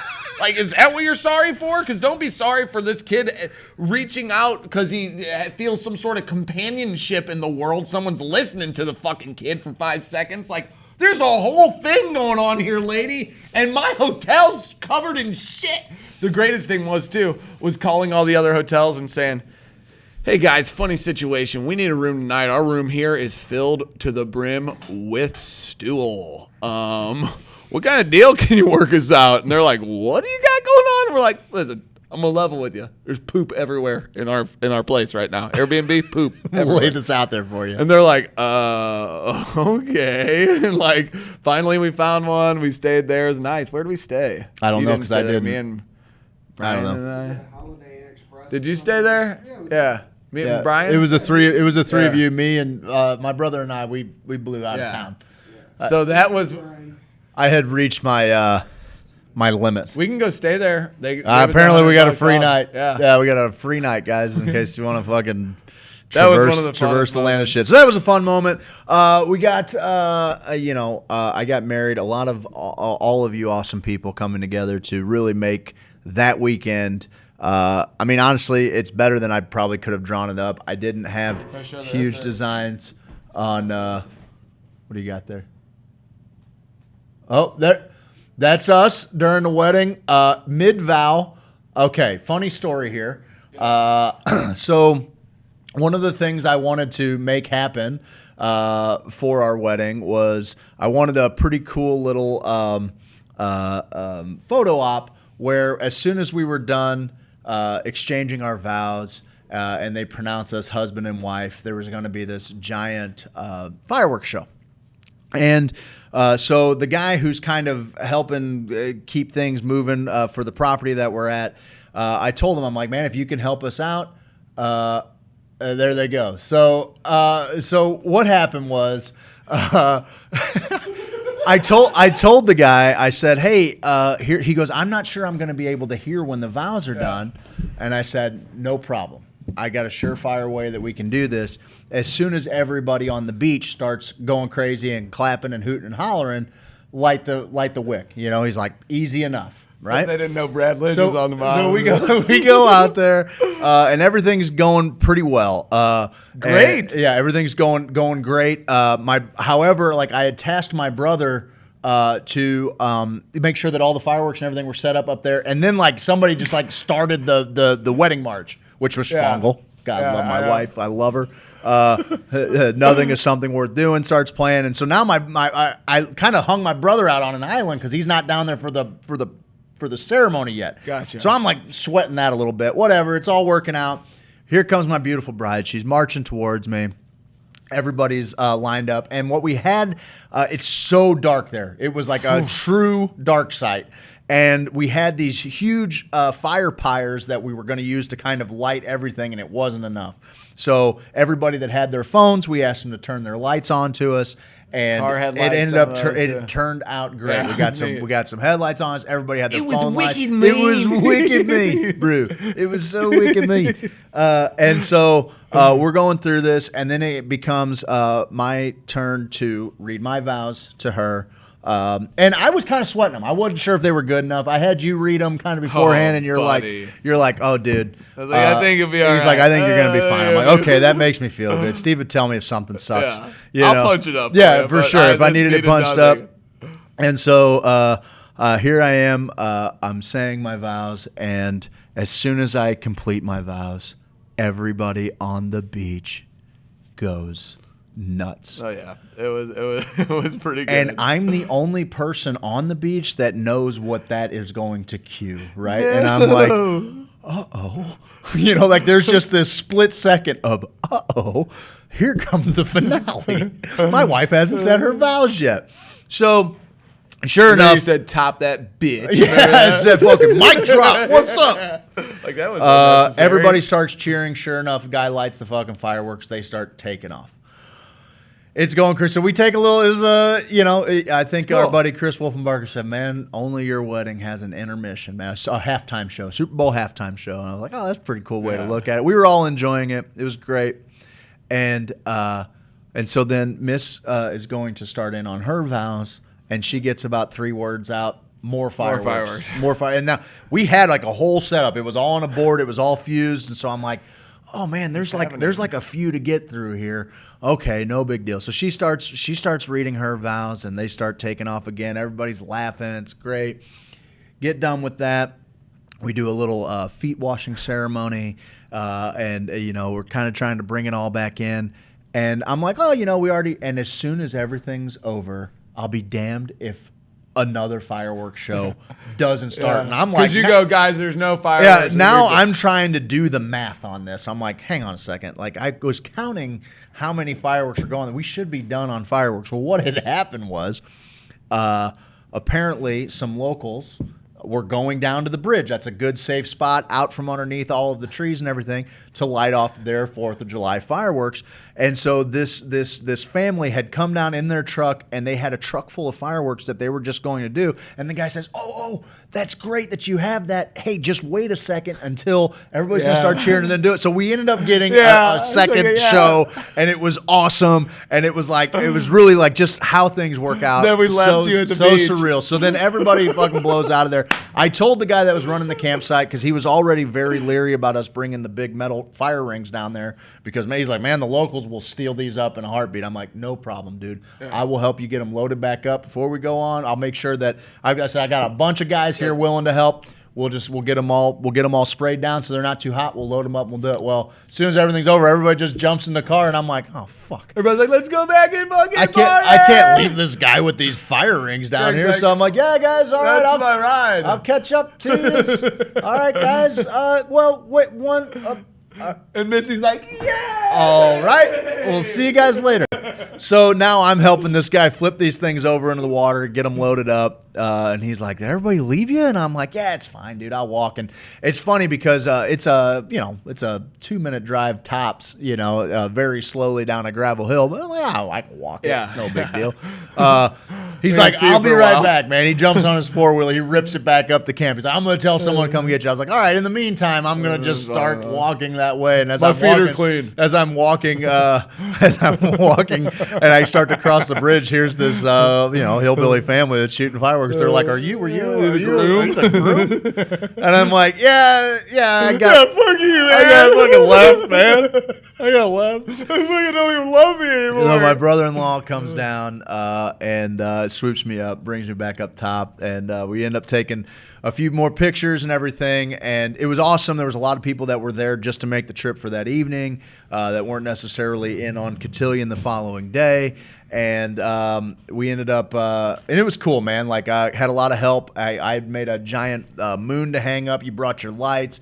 Everybody was all hands on deck to just build this awesome space. We had some awesome lights from the Spanish Society that let me borrow some lights, and all the chairs and tables and everything. And it really turned out to be just what I wanted to be, a darling little wedding in the woods, ended up being just a production, man. And it was super fun. And we were with people, all the people that we love, and it was great for me. Like, my mom was there, some of my extended family was there, for them to see kind of what it is that we're doing, and this show is it's only just a facet of what this community is. And so to be able to have some people that really mean a lot to me, be able to allow them to feel the love that this group creates, I want to do it. God, I want to do it all the time. Like, as soon as it was over, like, man, can we do that again? Like, let's run it back. I never want to leave. Run it back. This is the best. And we still had a whole day following where we're going to party the night away. Everybody's hopped up on moonshine. We're having a good old time. We're dancing. The costume party. We had a costume party the following night. We had a full day float. It was also an opportunity for us. A lot of the events that we have are obviously, being from St. Louis, are very St. Louis centric. So having a really nice core group of the Canna fam that exists throughout the state, Springfield, Kansas City, Middle Missouri, it was a nice it was the first time that all of us got to get together, and we weren't like, it wasn't like some buttoned up cannabis event, which they never are really like super buttoned up, but it was a chance for all of us to help your business. All of us were really just there like, to cut hey, loose and be fucking business help your how's fucking your, business. How's your business How's your doing, business bud? and my business? How's your business? It was probably I mean honestly, I mean it's my favorite favorite day of my life. A nice mini moment in that moment was like, man, I started put on some weird music, and I was like, ooh, kind of setting the vibe. The lights are up. They put glow sticks everywhere. This is day 2. This is day 2 of the costume party, and I forget what I had on. Maybe some like Travis Scott or some weird kind of oddish type stuff. Yeah. And I look over, and you're in your full costume, just cruising right over, and I'm like, right on cue with what my brain was thinking, like, this is pretty trippy and weird. And then you in a full horn mask and a robe. I'm like, let's do it. Toga! That's my guy right there. It was awesome, man. It was a chance to cut loose with everybody. We had the float trip to me, and of course there were a couple of citations that were issued. I almost got chopped up by the blade of a boat motor. Oh, no yeah. shit, I really did. I'm aware, because the most dangerous thing that happened that day was the highway patrol having 2 fucking numbnuts in their boat trying to hand out tickets. I was swimming. Ripping through a group of 70 swimmers in their fucking motorboat. Whatever. And the river was moving us all around. Look, too, here's so the it was deal, and I sketchy. gave a shout out to the prosecuting attorney from Pulaski County because just recently the people who were issued tickets had to go appear before court. They're both patients. They just didn't have their documentation with them at the time. And so the prosecutor's like, he goes, first off, we don't prosecute patients. So he threw it out. And I feel like we should applaud those people. We should applaud those people. Because it's, that was... shake that dick. Shake that dick, boy.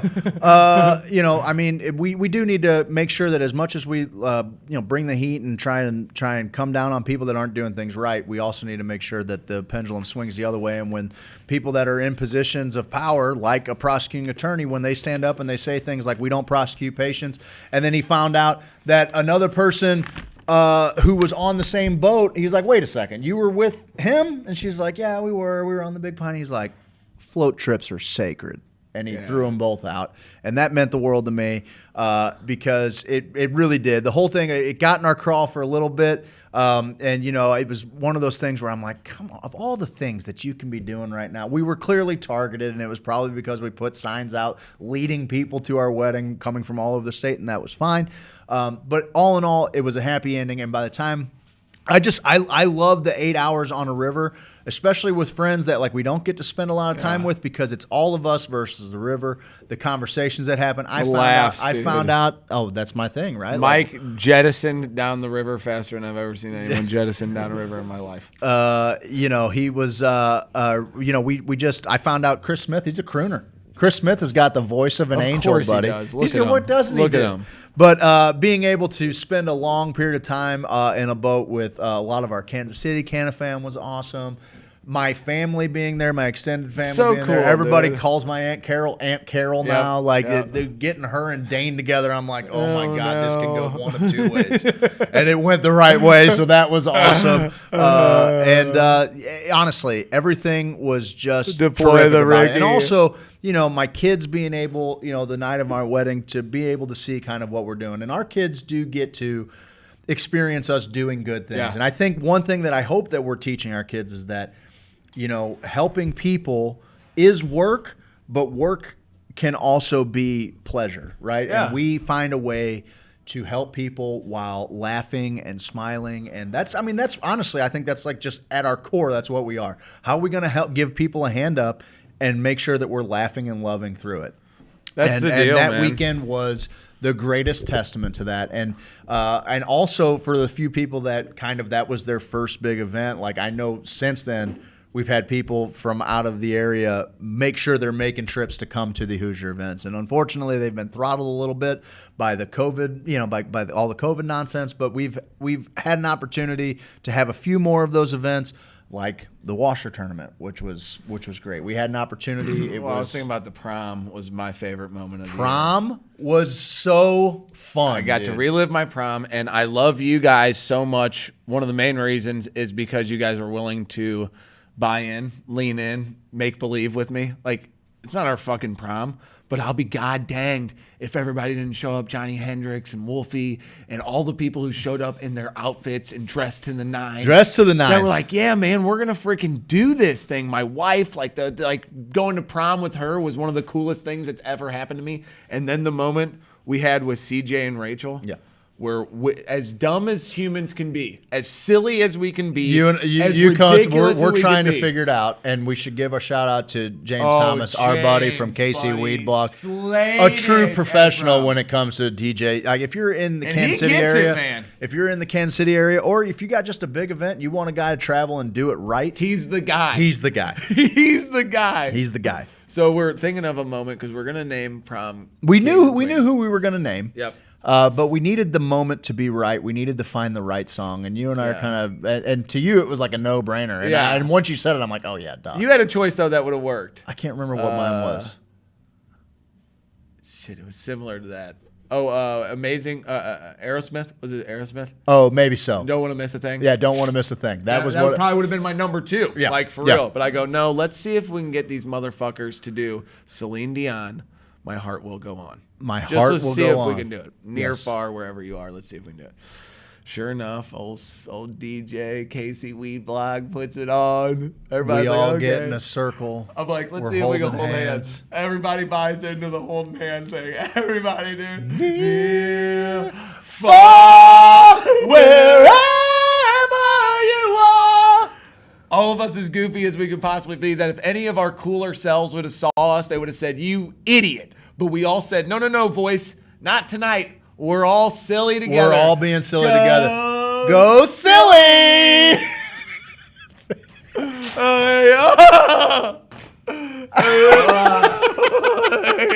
You almost took out the entire production. Gives a shit. So and what's great is while we're all just singing at the top of our lungs and we're in a circle and we're all around, these two little horn dogs. What were they doing? They're look in each other's faces. At one point, CJ was just like, get it. Get in it, girl. Get it. So I just pulled something on my hip. Ow. What did I do?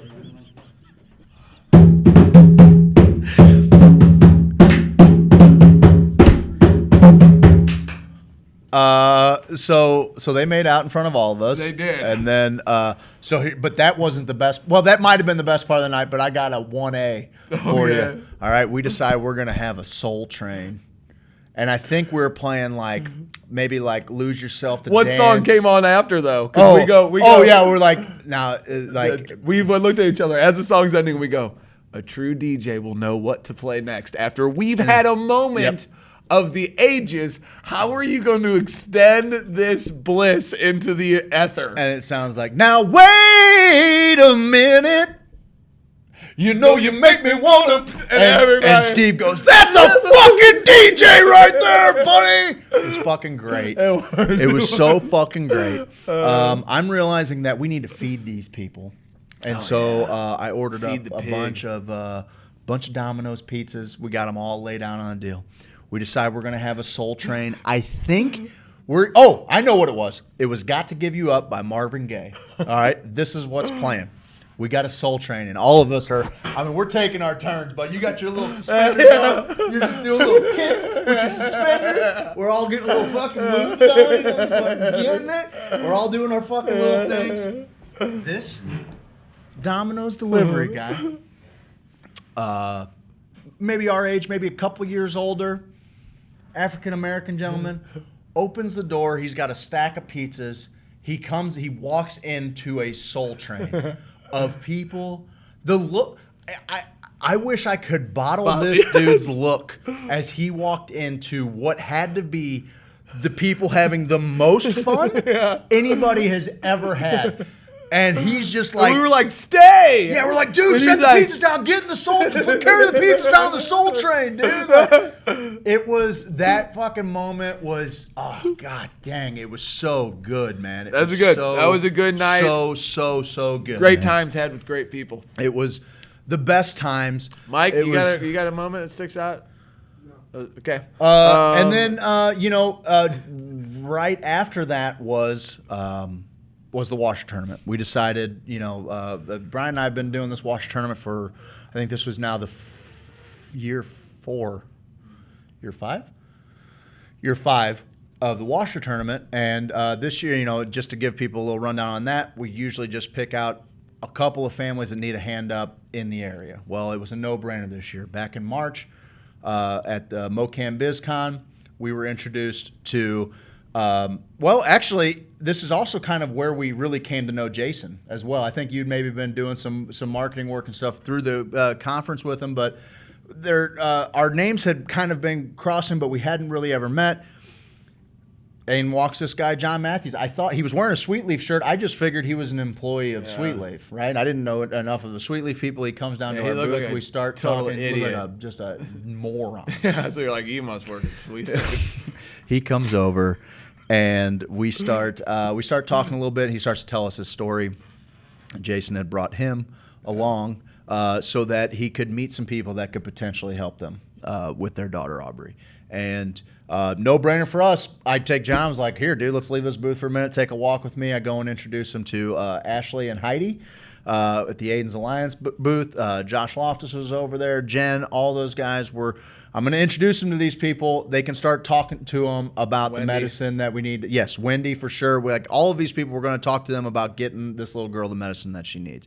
And from there, a relationship was immediately formed. We asked John to come back later that night for the little cocktail hour. You were hosting the award show with Mimi Vo. And so John, kind of a big deal, John comes over and he's like, hey, man, like, I don't really know anybody. Can I... can I hang with you and come? I'm like, yeah, dude, come on. Like, fine, I guess, you fucking dork, whatever. So we end up... you friendless dork. Yeah, you friendless dork. Nobody wants to hang out? Yeah, sure. Come hang out with me. Anyway. We hang out. And from there, a true connection was made. I love that, dude. You had a great little interview with him. We had a chance to interview quite a lot of people. MoCam BizCon in and of itself was we had some great conversations there. We got to talk to Grant Wistrom and Kyle Turley for a while. I got to meet Max Montrose and rap with him for a little bit. Really, just a lot of fun. We rapped. We spit some bars. We had a little fucking cipher, bro. Anyway, it was a no-brainer this year who the washer tournament was going to benefit. It was going to be the Matthews family. It was going to be Aubrey. We set out to raise, at least $10,000 to help them out, and we did it.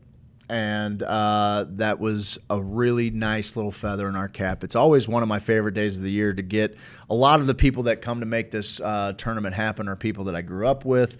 We had a wash tournament when my dad got sick in 2014, and then the following year was the first Ray Memorial when my buddy Chad's dad got sick. And so, from there, then it was, Brian had an aunt, and then it was, I believe it was Brian McKenna after that, and then it was, Adelie after that, and then it was a friend of my family, Kevin Cunningham, and a couple of other firefighters that we did it for. Then this year it was all for Aubrey. So it was cool to see the group come together. Got the Airbnb across the street for the people that were coming in from out of town. And it was a blast. It's a day that I always look forward to, and we did what we set out to do. Lovers loving, man. And what's awesome, when I think about that particular, that stretch right there, you and Brian had also decided that you guys were going to ride your bikes across the state. On a whim. On a fucking whim, no training. You're going to ride bicycles from St. Louis to Kansas City on the Katy Trail. I'm just going to drive a car and make sure you guys kind of are provided for while you're doing this because you're madmen. I can't believe you're going to try and do this, and I'll be damned. You guys set your mind to it, and it was pretty cool for a weekend. Everybody was tuning in to figure out what you two knuckleheads were doing, how you were faring. We got news coming up on that too. Hopefully make it an annual thing. Try to get some other big people involved. Okay. So we're still in an ongoing thing. I don't know if that's that I could see being the thing every year because we've been adding a lot of yearly things, a cotillion type thing, a bike ride, a washer tournament, filling our lives with moments like these. It can't be beat. And that's another reason why I love that washer tournament so much is that is one of the big days where our kids can kind of all take part and run around and have a blast. Like I remember days like that from when I was a kid that just stick out in my memory. Like the time when our parents got together with their friends from all over and their kids would come along just like that. For me, that's what I always hope the wash tournament would become, be a replacement for the school picnics that we all miss. And I feel like that we've accomplished that. So you guys set out to ride your bikes, and I thought you were crazy to do it, but I loved the idea behind it. You're like, you know what? We're going to do this for backstoppers. We're gonna raise a bunch of money for our law enforcement because we're going to have to heal this divide here. We got to figure out this whole. We got to stop talking about us versus them, and we just got to start talking about us. And you know, I feel like in that moment, and it was cool, man. That was when we got to meet Elise. She came up with Jen. She was there at the end. Brian and I having that moment at the end with those people, and then having you be there where you were running, seeing that, and you had your kid, and you had your kid on your shoulders, like dude, all the shit you people went through for us. To it was a blast. At the end. It was a blast. We had we stayed in a murder motel the first night. Which you guys actually almost got murdered by some other drifter who had said that he was doing the same thing. Like after you had told him. Yeah, he gave us our exact same story. Yeah, you told him your story, and then you're like, so what's your story? He's like, I'm raising money for backstoppers. I'm riding. Okay, weird person. So it bears noting that the only vacancy, because this is in the heart of wine season, you know, the only vacancy that is available is this one place. And so I'm like, we tried a couple others. They were all no vacancy. You even go, it's 2 stars. That cool with you? I'm like, I don't care. Just give me a bed, man. I care. Yeah, you care. I care. So I got him some nice plywood boards to sleep on in this little murder hotel. Night, bud. So we made up for it. The second night, we decided we were going to stay at the Isle of Capri in Boonville. Had a nice little dinner as soon as we got there, and like I didn't even have the juice to like do anything else. I want to do it again. I want to do it again. Do it again. I want to do it again. I'll sit at the casino and make some money. So anywho. So that was a blast, right? And then I got to thinking about, and there was another event in there. What? Between the Crunch Time's trying to go live now. We had another we had another event. So it was that. It was the Crunch Time. It was the washer tournament. And it was something else where we raised about $30,000 in a month's time for different charities. And I remember, you know, you and I also kind of going through a thing with, you know, the business and how much money, you know, Hoosier Sophisticate itself was making, Mycelio Media was making, and, you know, trying to really attach some value to that, and then being able to see the intrinsic value attached to these charitable moments.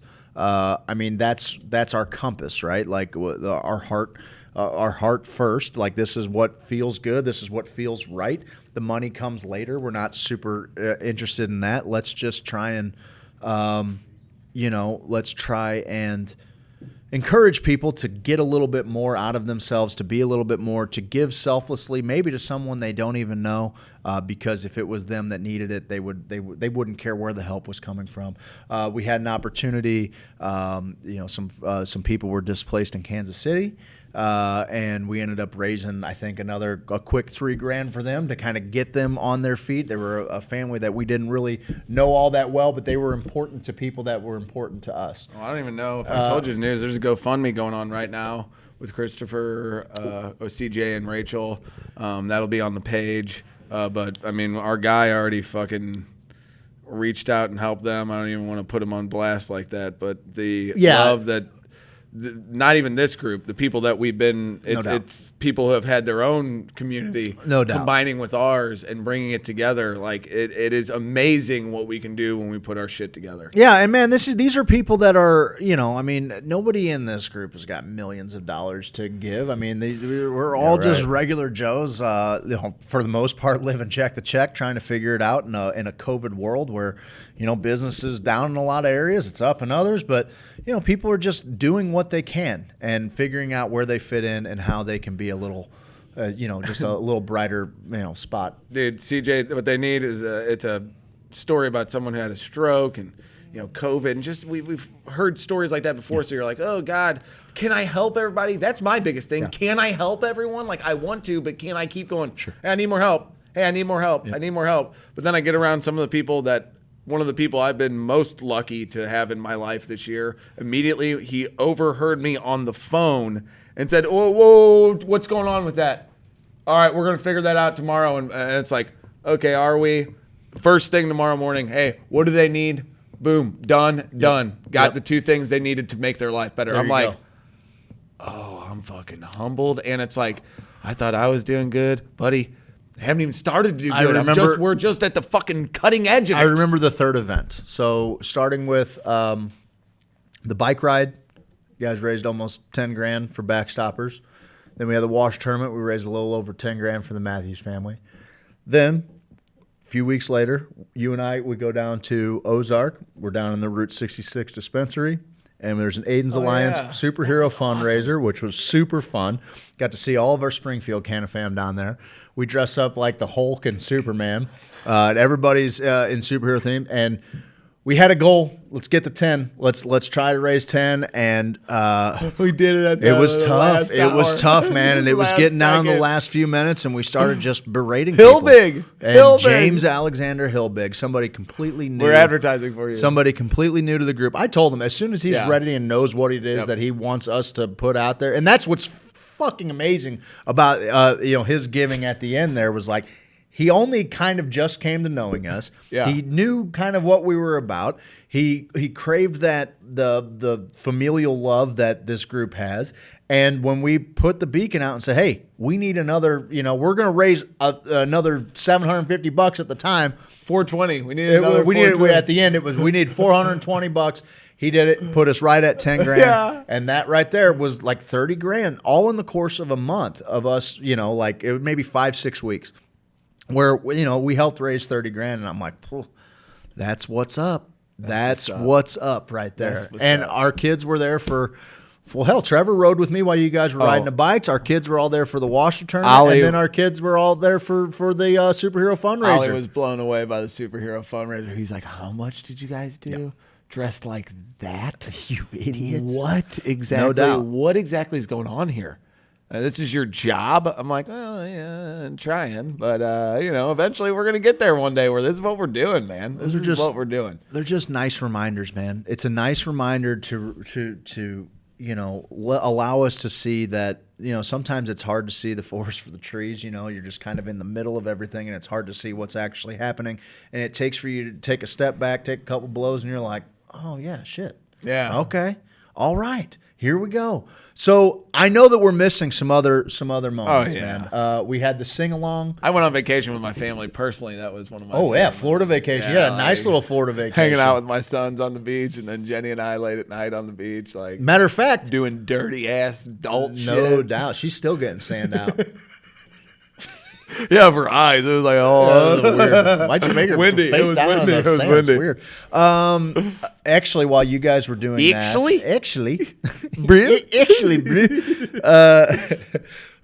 while you guys were doing that, because of COVID, they had shut down where my wife and I were going to go for our honeymoon, and so we decided to have a little impromptu get together at the Spanish Society for that, and a bunch of people came and celebrated our wedding again while you guys were down there, and that was a killer night there. Oh, yeah. So there's no shortage of, and I hope that, as more and more people get their vaccines and the world starts to clear up a little bit, we can get back to doing these things kind of unabashedly.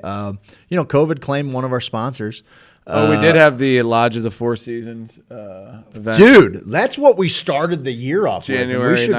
We should 19th. really that was like a lot of people that we just kind of knew, and we had seen a lot of them in passing at different events and whatnot, but not really had a chance to get to know them. The Grow Trade Fest and COVID screwed all that up too. There was a kickoff party, and that was when we really got to really get to know CJ and Rachel and Amber. And, really got to know 'em. Jennifer, and Wolfie was there, and we got to meet our boy Dan Hendrickson. We got to hang with Clay a little bit when we first met. Nate Bowman, I think, was the first time we met him. We hung out with our buddy. Help me out here, bud. What? Nate Bowman, our buddy Ricky? No, but we did get to meet Ricky and Rachel, I think, for the first time. Lance. Thank you. Lance. Gosh, Lance, I'm sorry, buddy. It's been too long. Lance actually came out the day before my wedding when we were all just getting down there because he's from the neighborhood. He came out there and was hanging out. Him and Sean, they came out and hung out with us. Yeah, Sean was great, dude. Lance and Sean were so great. But the Grow Trade Fest kickoff party was an absolute blast, and I was really looking forward to that event in September. And it's hard to believe all the things that we had happen in September. That that was one that got canceled because of COVID. That sucked. But man, like just getting to hang with everybody. I was a little bummed out that my room didn't have a bidet in it, but whatever. I mean, I can't believe that Jason doesn't have one here at Sweetleaf yet either. But the kickoff party was amazing, and that was actually, matter of fact, leading into that, the day before that, my youngest decides he's going to break his arm 6 hours before we leave. Oh, yeah. So I got to actually hold some space for my 8-year-old as he was in the throes of a ketamine trip. And that was a lot of fun. And then, let's see, dude, what else? What am I missing, guys? We've had so many great We did events. another cuck for the cup. You did a cuck for the cup? Didn't we? I don't think we cooked for the cup this year, did we? Oh, Bobby Battlehawk came and helped you. You bladed down Broadway with Mikey. Yeah. You and Mike. Mikey rode a bike. You rode your blades. Bobby Battlehawk came in. Dude, we forgot about the entire. We forgot about the entire Battlehawks. Battlehawk run. Run, which St. Louis had the most dominant football team on the planet for a minute, and we were introduced to Bobby Battlehawk in that moment. And yeah, we got to ride scooters downtown, raise some money then and there. Man, I can't think. The golden ticket video shooting that was one of my favorite things. That was a blast. I'm trying to remember. Was the Kids Fishing Day this year? Kids Fishing Day was this year. Yeah, that was right before COVID. So Truman's, we had a little. We had the sing along, which was great. Bigfoot Willie Jr. came out. We were introduced to. Spencer came up and live tuned for about 23 minutes. One of the greatest pieces of performance art I've ever seen in my life. They're like, get him out of here. I'm like, nope, I'm never making this stop. Ivan caught his personal best this year. He caught a bigger bass than I've ever caught. Bush wildlife. Kids Fishing Day. Steve got smacked by a worm by my unruly fucking kid. Still wearing that one a little bit. Let's see, what else did we have? I got it back. Your bachelor party was June. So many cool pics from your wedding, man. Guys, there was no shortage. Hanging out with Jason, blowing glass. We each got to blow a piece of glass this year. We've each blown a piece of glass, and we've each blown a piece of glass. Well, I definitely blew Jason, but that was I just want to learn how to blow glass, man. One way to find out. Gas or grass, man. That's the deal. All of that was kind of leaving out, one of the biggest career jumps that you and I made, which was finally finding a forever studio space. And well, at least until we find something better. At least until we either find something. Oh, we did have a snowball fight in our boxers. We did have that. No, was that at the end of last year? I don't know. It was somewhere around there. I don't know. It might have been in January. I don't know if we did have a little bit of snow in December of last year. It's all kind of coming together, but we made some pretty serious strides as far as this brand and what we're doing and developing a home base. We that's what I'm saying. So Jason made this place the Church of Unconditional Love and Transcendence possible for us, and it was really neat to then we had a comedy night last week, and to see people kind of see what we're working with around here. The comics were all like, "Oh, I thought I was going to be standing in behind the counter, a weirdly lit head shop behind the counter telling jokes." They're like, "This is legit." And in just a week's time, the mad scientist back there, he's been it seems like every day I come in here, there's a different instrument, rocking and rolling. We're gonna learn how to play, dude. I'm already feel more musically adept just having this shit at a whim. Not to mention, Jason's a pretty fucking good musician, so it helps to fucking play along with you guys. We're just getting our jam on. You and Miss have put some amazing art up on the walls out in the lobby. I'm super fucking excited about the future of Hoosier Sophisticate, the future of fighting the drug war, and by God, you know we're gonna do it until the feds come in on us. Ain't that right, Jay? Why would they, though? That's a little inside joke. We the people are, you know. You want to see me blow glass then, Mr. Glass? Prison? I don't know. I don't know where you're going. That's all right. Here's what we're gonna do. Too hard. We're gonna go to break.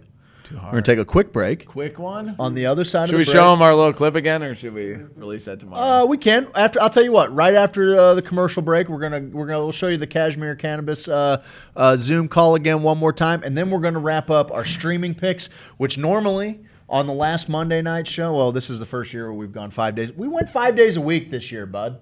Oh yeah. Since October 5th, we've been going 5 days a week, and I got to be honest with you, I wasn't sure. Yeah, mixed reviews. I got to be honest.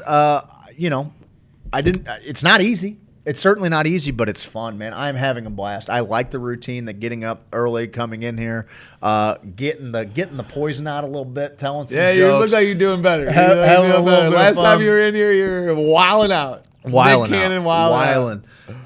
So here's what we're going to do. Usually the last primetime show of the year, we wrap up our favorite streaming picks from the year. It's so funny that I can still remember what my pick was last year, and I'm still reeling a little bit this year. But on the other side of the break, let's do this thing. Mike, you want to kill that desktop audio for me? And Steve-O, you want to go ahead and play us out to break? On the other side, we're going to give you guys some streaming picks and wrap this thing up.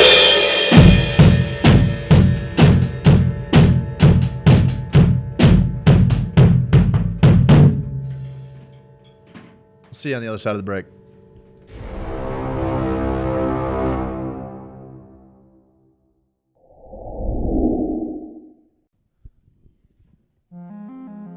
James Carlton Insurance 314-961-4800.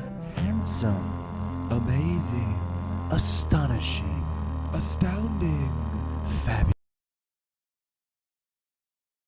mystical, phenomenal, prodigious, stupendous, unbelievable, wondrous, divine, fantastical. No, seriously, he's fantastical. You got a house. Go on and get it insured. You got a car. You gotta get it insured. You got a life. Go on and get it insured. CarltonInsurance.net. Fantastic. Stupendous. Fantastic. Hey, boys and girls, I'm talking about native hemp extract. That CBD. That CBD. Inside of me. Inside of me. That CBD. That CBD. Sweet delicious CBD. That CBD. That CBD. Got the CBD.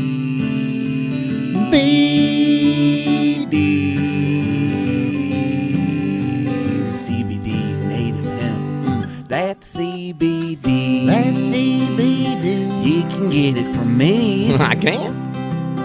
That CBD. That CBD. Inside of me. Inside of me. That CBD. That CBD. Inside of me. Inside of me. Inside of me. Inside of me. Inside of me. Inside of me. No. Inside of me. Inside of me.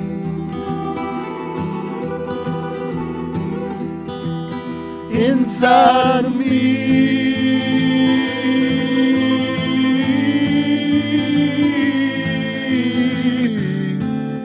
Native hemp extract. 1,800 milligrams of total cannabinoid goodness from Pike County, Illinois. Get yours at HoosierSophisticate.com.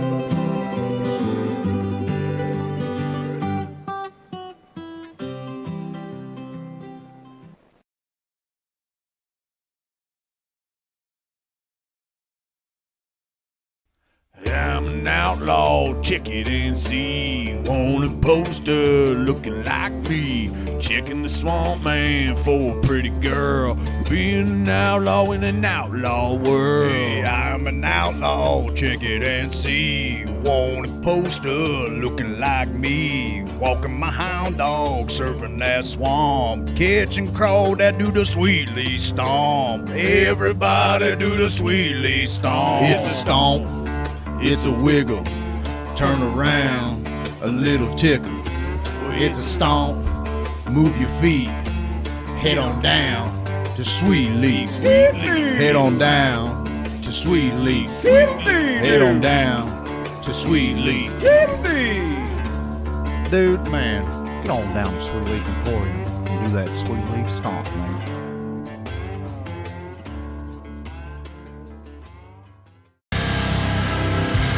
James Carlton. James Carlton. James Carlton.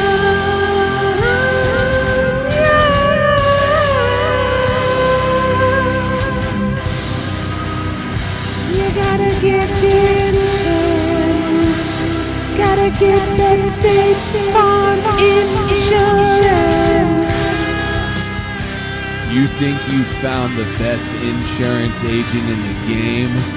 Well, I got news for you. I did, and it's James Carlton. State Farm. CarltonInsurance.net.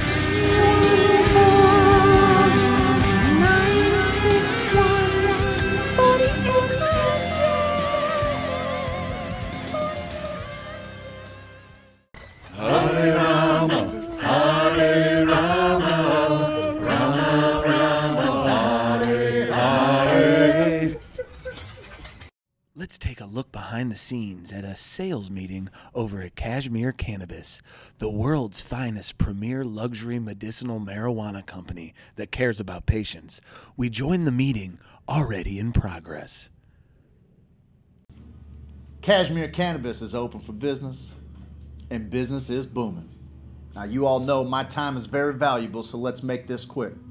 We need to discuss how we're going to keep milking these stoners by pretending we relate to them. Corbin, how are we going to relate to these dopers?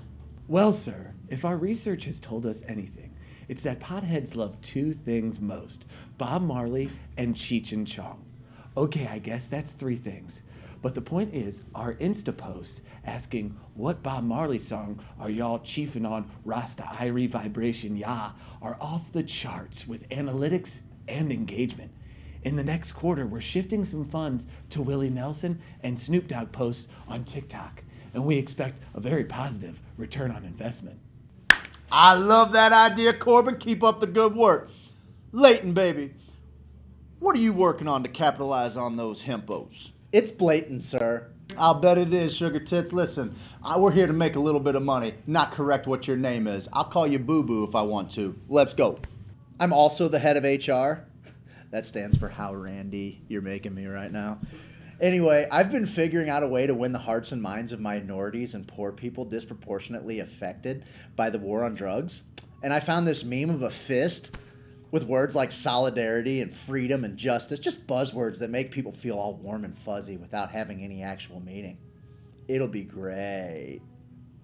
Brains and boobies, girl. Well done, Leighton. Hey, Joe, tell me what we're going to do to keep cashing checks on all these Keef sniffers. Well, sir, I've been working hard on a program to get affordable RSO, Rick Simpson oil, and high-quality homegrown flowers to patients. Education, Rick Simpson oil, and growing a home should be at the forefront of our marketing campaigns. We need to try to rebuild the communities and the families that the war on drugs... Whoa, easy there, Mother Teresa. I'm trying to cash checks on dopers. I'm not trying to run a Salvation Army. Well, that's the thing. There won't be insane profits, but we'll all be able to live really comfortably. Hey, sir, my name is Declan. I know how to make some money for you. I'm just here to take notes, but I know a way to get rid of your shitty weed and make a ton of money, man. I'm listening. May I introduce the $23 pre-roll, man?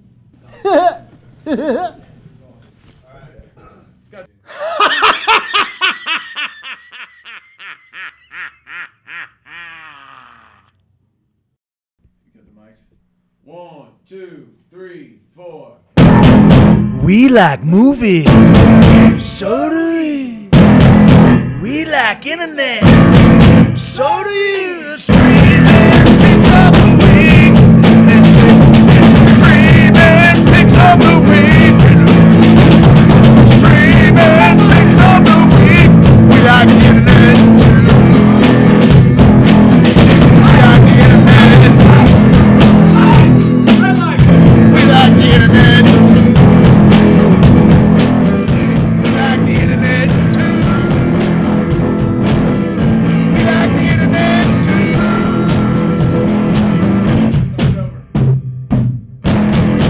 We like movies. So do we. We like internet.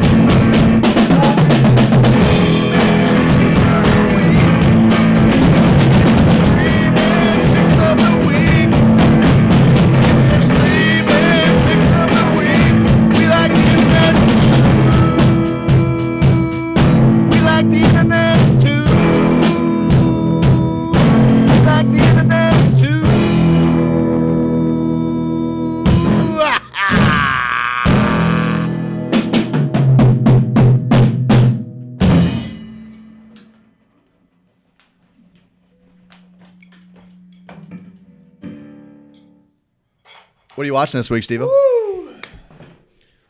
Thank you, sir. That's Jason on the skins. Steve on the old I watched wax. Soul. Soul, baby. I loved it. I got I didn't want it as good as I thought it was going to be, but it gets into it, man. It gets in. It's Pixar. It's on Disney Plus. Oliver wanted Disney Plus to watch a little Mando. We've been watching that together. But that was my pick of the week. It's Soul. It's about I don't want to give too much away, but it's about death and what your meaning is in life and what is the meaning of life. Like, what are the moments that are the meaning of life? Is it all these things that you're striving for, or what exactly is it? And there's a couple scenes with like music, and whew, it'll get you, man. It'll get you. I'm into it. I started one that you guys have been big on. I'm loving it. I knew I would. I just needed the time to get to it, so I just dove into The Boys. That's my pick for the week. Good. It's and great. I'm into it, man. I love the idea that, if you had people that had unchecked power, people that were bigger than any kind of, or more powerful than any kind of army or world government, you better hope they're benevolent.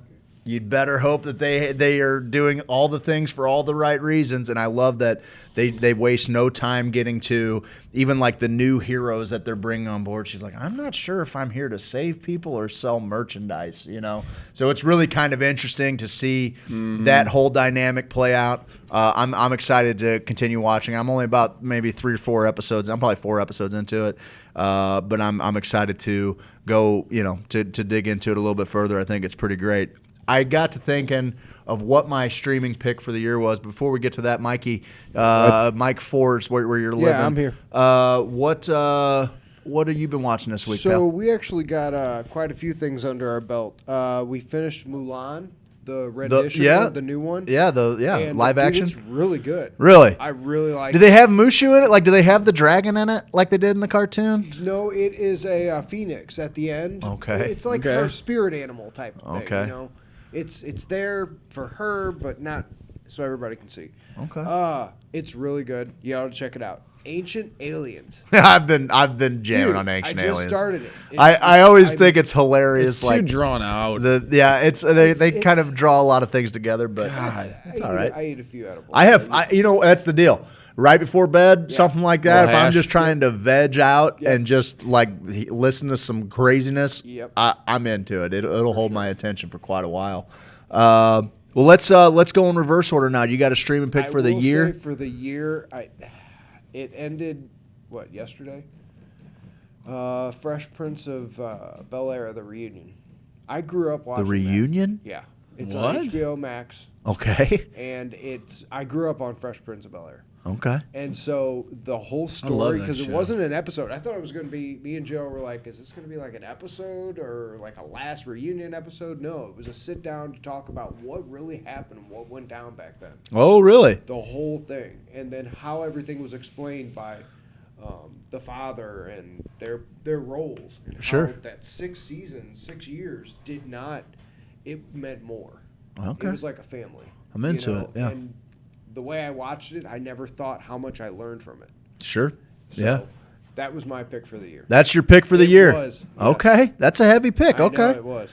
Steve-O, you put some thought into what your mine's a no-brainer after seeing it, and I think you'll probably agree with it when I drop it on you. But why don't we go ahead and you can tell us what your pick of the year was. I was looking at I loved My Octopus Teacher. I loved The Tiger King. Tiger King was great. I loved The Last Dance. I loved Alone. There were a lot of things that I really got into. But I'm going to say my favorite overall film and most entertaining thing I watched all year, and something I've been looking for a few years, which is a quality action movie that took me on an hour and 30-minute ride where I was like, oh, cool. Like a John Wick type action. When John Wick came out, I go, this is my type of action movie. This is what I want to see. This is it. This is all I want to see out of my action movies now. And Extraction was my pick for probably my favorite movie of the year. Is that the one that has Thor in it? Yes, Chris Hemsworth. Chris Hemsworth, yeah. And just the way it was shot, some of the scenes were some of the most unbelievable. I think it's an underground kind of sneaker film. I don't think anybody else really put it as their film of the year. But as far as fun rides and what I could remember, that was it, man. It was a fun ride. I'll give you mine, and I got a feeling you're going to jump on board when I say it, bud. Okay. Easily, hands down, the greatest thing that was made this year to watch was Duncan Trussell's Midnight Gospel. You're damn right. Yep. Midnight Gospel. I'd almost forgotten. It happened. It happened so long ago that I'd forgot about it. It was absolutely right. The culmination of something that I've been waiting on for a long time. Duncan Trussell has been a favorite of ours since the very beginning. A matter of fact, when we had comedian Will O'Donnell in studio, who was here last week, like when we had him in studio over at the 920 studios, he was telling us how him seeing Duncan Trussell actually prompted him to get into comedy, and he felt like he had like this baptism as Duncan came out and sang some kirtans and it was just a whole blessing. And so I've always felt like being a fan of Duncan Trussell, I've always felt like, oh my God, people don't even know what they're missing. And some people are probably most familiar with him for his work on like Drunk History, I would say. Sure. And I think his episodes of Drunk History are the absolute best, like the Tesla and Edison. And then I think he was also he also did the John C. Lilly one, I believe. Anyway, I've always known kind of I've always felt like his podcast is a diamond in the rough. The other place that people would obviously know him from is he's a frequent guest on Joe Rogan, and they have some great conversations. And so I've been a fan of the Duncan Trussell Family Hour, and Midnight Gospel just cherry-picked a bunch of great conversations that took place on the Duncan Trussell Family Hour, and then put just bizarre animations over them that made it. I mean, I remember the first time I watched it, I thought it was like just kind of hectic with all of the animation. I didn't really know what to pay attention to, and it wasn't until I realized I needed to focus on the conversation and let that other stuff just kind of supplement it. But as you get further into the season and they go to the prison, and they have to go through the Bardo and the whole death sequence until you finally learn your lesson. And these are some deep Buddhist teachings, that they're going over and like making it, very palatable through animation. And yet there's also kind of this story as you follow Clancy. Buddy, you and I, when we decided we were going to do the show and we started adding in the green screens, and we've talked about, bringing people along on this spaceship, and we're just hurling through space, having conversations throughout the cosmos of all of these different crazy things that are taking place. And then all of a sudden the Midnight Gospel pops up and you're like, that's the fucking deal. He's on a space cast and he's flying to all of these different realities where they're happening. I felt like he was, in a way, I mean, it's clearly it's his stories, but also kind of telling ours. And we have a lot of these weird moments where we have crossover with a lot of our favorite content creators, where conversations we've had a week ago, all of a sudden we listen to a podcast, you're like, holy shit, they covered the same thing. People are going to think we're ripping them off. Well, guess what? There's a timestamp, motherfucker. No, but in all honesty, that for me, Midnight Gospel is one that I feel good about going and revisiting now, and I'm sure that I'll see different stuff in the animation that I will have missed, and something I think maybe for 2021 going forward. I'm streaming a lot. I feel like I'm watching a lot, but I want to move some of this weekly conversation, the content that we're consuming, to more, to a broader base of not just things that we're streaming online, but also things we're streaming into our ears via podcast, maybe books that we've read, things like that. For sure. So that's my pick for the year. It was Midnight Gospel, hands down for me. There were some other notable mentions. I loved The Hunters on Amazon Prime was one of my that was a fun little story following these Jewish Nazi hunters that had basically been brought into America that we don't even question as kids. We were taught kind of, there was this Nuremberg trial, and Jason's modeling Merkins for us right now. Why does he have another Merkin on? I can't get enough of it. Guy can't wear enough Merkins. But I feel like I forgot. I lost my train of thought with the Merkin, but So I thought The Hunters was a really cool. If you guys haven't watched it, Amazon Prime. Honestly, it just in the past year they have kicked it up a notch as far as their content. I think you even got rid of Netflix, and I'm not sure that I couldn't do the same and still have plenty to be entertained by. Another great one that was also kind of animated, but in the same theme as like A Scanner Darkly was Undone, which followed the gal that was trying that was cool. Schizophrenic, but she was also that was cool. They were saying her mom was her grandma was a Mazatec medicine woman, and so they didn't call them schizophrenic. They just actually could see different things that we couldn't all see. So if you haven't seen Undone, that's a really heady, metaphysical, fun little watch. It's also got who's the guy that Better Call Saul? I don't know. Fuck. You know what I'm talking about. No, I'm thinking. He also did. He did a show with whatever. Steve. That's not Steve. That's fine. It's That's no the big guy deal. from the It's no big deal. Kung Fu movies. Steve Guttenberg. It's not Steve Guttenberg, although what a handsome lad he was. Jenny loves him. Yep, there goes the screen. I'm going to tell you exactly who's in this. Brendan Fraser. It's not Brendan Fraser. You sure? I'm positive it's not Brendan Fraser. Why would they not why would he not get top billing? He's the only fucking name. Whatever. Anyway, Undone was Bob also Odenkirk. Cool. Bob Odenkirk. Thank you, sir. I even right before I saw pulled it up. Yeah. Nice. Yeah, Bob Odenkirk was the guy. I knew it started with no. Anyway, Steve Odenkirk, wasn't that his brother? Maybe. So, Steve-O, here's what we're going to do. We're going to wrap this thing up because on Tuesday mornings, we're right back here coming at them live in the morning time. We're going to talk a little cannabis. We're going to talk a little psychedelics. Was that Kung Pao Enter the Kung Fist? Pao Enter the Fist? Yeah. What's that, bud? Bob Odenkirk's the guy.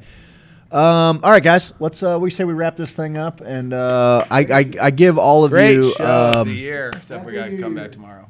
I give you guys all just bountiful thanks for making this this the place to be. I feel like I don't ever feel like I'm wasting my time whenever we look back on all of the great times that we've shared, all the love that we've shared, the help that we've created for other people, getting to meet people like Jason who's on board, finding the people, all of our sponsors. That's one thing we can say. All of our sponsors in our stable are people that they're with it. They're a part of the family. Like we don't just let anybody. I'll make a commercial for anybody, but not anybody can advertise on this show.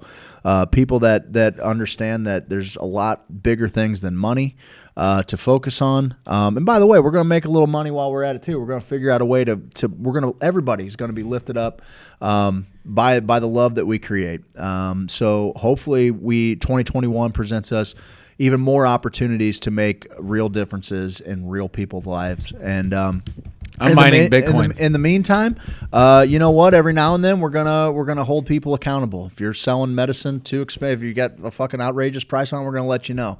It doesn't mean we don't want to be your friend, but guess what? You know what a good friend does? A good friend lets you know when you're being an asshole. That way you can stop being an asshole. So every now and then when you're acting like an asshole, we're going to let you know. And the people at our back are going to have our backs, and they're going to let you know you're being an asshole too. That's the way that we fix things and we affect real change. Mob mentality. Mob mentality, baby. Get them pitchforks. So we did not. I did not see if we reached 100 comments. We did. We reached. did, but we did not dance off tonight at all. Okay, we gotta do that. I think we gotta end it tonight with the dance off. All right, guys. We there was at least there was 154 on Facebook. That's not counting Twitch. So let's.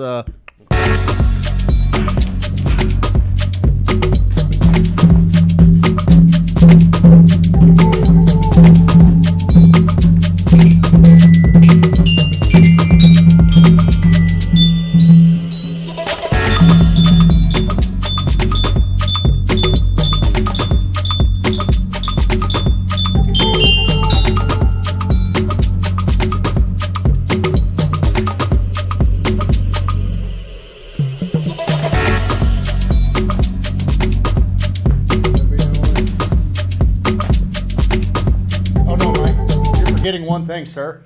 He's forgetting one major thing. One thing we. There's one thing. Jason, do you remember that thing we asked? Remember that thing? We tell you to remember it every time. Every time. You remember? Do you?